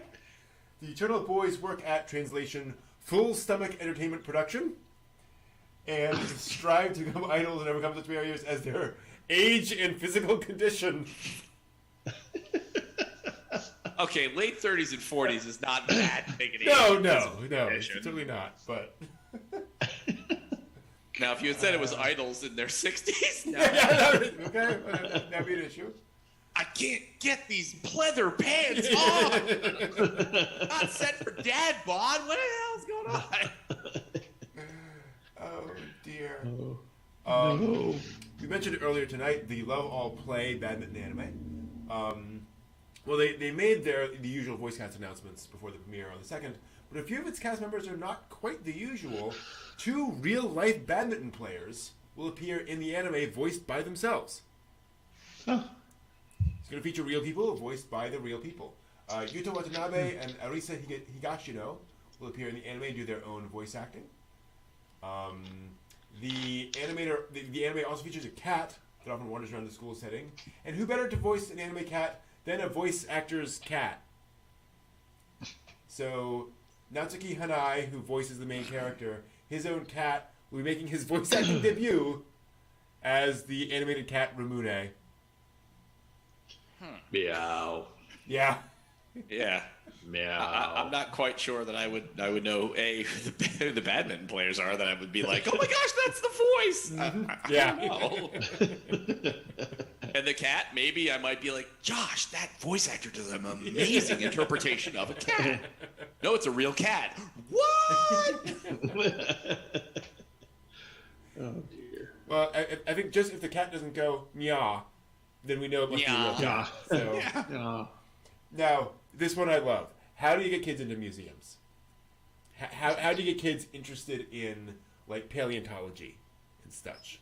Pokemon. You force them on a school trip? Oh, Pokemon, yes. Pokemon, right? So, from March through June 19th, Tokyo's National Museum of Nature and Science is running a Pokemon fossil exhibit themed around extinct organisms and Pokemon. Life-size fossil Pokemon skeleton replicas are on display in the museum, along with images of the Pokemon. My niece, who loves Pokemon and dinosaurs, Yeah, there we go. is gonna go ape over this. Hey, kids, here's what Pikachu looks like when he's dead. Oh. Here's When a Pikachu- Squirtle. Dead. Oh. That Charizard? That's right. Dead. Right here. Skeleton. Look at that. Huh? Isn't that neat? Oh. Yeah, it's kind of weird. Like, and again, I get it. Like, I understand the appeal. Like you said, kids and dinosaurs. Like, I get it. But also, just like a bunch of dead Pokemon. Great. All right. The child trauma clinic will be open next door right after the exhibit. Thank you. Just in case you didn't have enough of Pokemon, here's the new card game for Pokemon. Dead Pokemon. Because here's the thing: it's not Watch the your kids. child cry. It's not the kids who like go to the museum for the exhibit. It's the kids already at the museum who turn a corner. Right. Oh! When did Pikachu die? Stop crying, kids. It's just an exhibit to get you excited about the museum. I'm sad. I don't like museums anymore. Oh dear. Get me out of the museum. I quit. I give up. I'm going to become an idol. Oh, Yeah. you just wait your life. So, your traumatized kid probably needs to go home and rest. Need some sleep. Oh, God. Sometimes you just Yeah. want some relaxing music to sleep to. Oh, And dear. what anime soundtrack is more soothing than Attack on Titan? A saxophonist pianist group called Gentle Love are joining Scarlet Moon Records' ongoing lullaby tribute album series called Prescription for Sleep. Oh no. The series' first anime-themed soundtrack is called Prescription for Sleep Attack on Titan, which features soothing jazz renditions of tracks from all 4 seasons of the anime. Because boy. No. nothing says peaceful sleep like memories of violent anime murder. With gentle love, somebody in that group better look like Barry White. Just, Yeah. Oh no. I can't get enough of your Titans, babe. Darling. Oh god. I like this one as well. The Takeshobo shop held a 50th anniversary pop-up shop recently, and among the myriad of usual anime goods available for a couple of unusual offerings, a t-shirt and a acrylic stand depicting not the anime made in Abyss, but the series creator Akihito Tsukushi himself. Like, on a shirt. Huh. Now, the merchandise went viral on Twitter when Tsukushi commented on the official release tweet just saying, "Why did this happen?"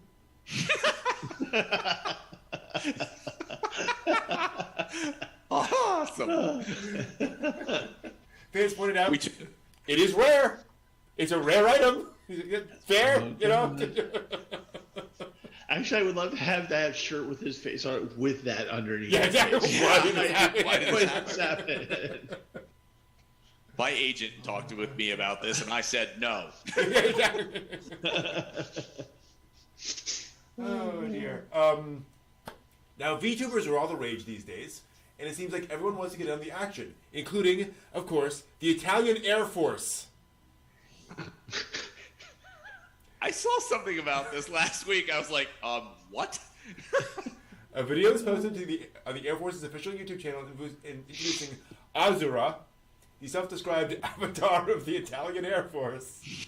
Her first video featured an introduction of an ejection seat. The video is part of a new monthly series titled Looking Around with Azura. Because how do you get? I don't know. I don't know. I just it makes no sense. Now, Cygames, which produces games like Rage of Bahamut and Grand Blue Fantasy, huge mobile game developer, has made a donation this week to an unusual medical cause: cat longevity. Okay. The AIM Medical Research Institute is dedicated to the research of the AIM protein, which is effective in the treatment of kidney diseases, a common chronic illness in domestic cats. A dosage of protein administered regularly from a young age is said to reduce the onset of kidney disease in cats, possibly even doubling their average lifespan. The group's been developing an AIM drug for cats, but was forced to temporarily suspend the research due to funding issues. Incept Cygames, who decided to provide ongoing donation support for the research until the practical application of the drug is realized. Cygames senior managing director commented on the donation, saying, "Having nearly 10 million cats in Japan are irreplaceable companions who enrich people's daily lives." Which I can agree to. Yeah. That's fine. Mm-hmm. But given that cats can, and I mean, live 17, 18, 20 years, a 40-year-old cat? Mm-hmm. Wow. Yeah. That boggles the mind. It absolutely does. And since they already treat us like we are their servants, if you let them live an additional 20 years, will they develop sentience in a way that ends up an entire cat society and we serve them entirely? No, where this is going is cat girls. Oh, well, I'm on board then. Mm-hmm. Yeah. I'll serve the cat girl society. All hail cat girls! Our new benevolent cat girl master. Exactly, yes. Oh, no. All right, that's all the news to fit this week. Thanks all for watching. We will be back with more next time. All right, and then real quick, let us do the history. This week in anime history. There's history? There is history. Welcome to This Week in Anime There's History. We talk about the stuff that happened this week in anime history. There's actually more than we could fit this week. So we're going way back. Because April is a big month. Starting with the 1st of April 1970, when Ashita no Joe, Tomorrow's Joe, premiered in Japan. Yep. Huge sports anime. Arguably the sports anime. Hugely popular, and both in manga and anime form. And a really big deal. Have any of us seen Ashita no Joe yet? Like, significant amounts? No. Yeah. I've seen clips and bits, but I have not seen any significant stuff. Yeah. 9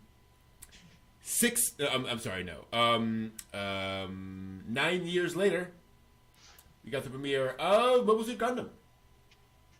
Wow. Yeah. April 7th, 1979, Mobile Suit Gundam premiered in Japan, and probably decreased in rankings. But we'll then go ahead and change mecha and anime forever. Jumping forward quite a few years, April 1st, 1997, saw the release of the original Pokemon anime series in Japan. So Ash and Misty, in their original Satoshi and Kasumi forms, that premiered back in 1997 in Japan. It came over here in America, I think, a couple years later? Was it 2000? I forget. I know it was in the early 2000s that I became sort of aware of going to Toys R Us and seeing like Pokemon crap everywhere. Yeah. Being like, what is the whole thing here? Mm-hmm. Let's just see here. See if we can find this out real quick. That's not going to tell us. Controversies. People forget there are controversies. No, this is not going to be a quick search is not going to be helpful. But it came out at some point in here. And the same year, actually a day later in Japan, saw the release of Revolutionary Girl Utena. In 1997. Wow. Yeah, 97. So imagine you get a Pokemon one day, Utena the next. Maybe some whiplash. Can you imagine the confused parents on that one? Yeah. Oh, well, you like Pokemon, so what's this Utna thing? Okay, here you go. Oh. Revolution. Yeah. Yeah. This is a little different. Yeah. So yeah, one of the big shoujo series that really turned a lot of heads back in the day. Which it feels like, looking at Utna, it always feels to me like Utna's older than Pokemon.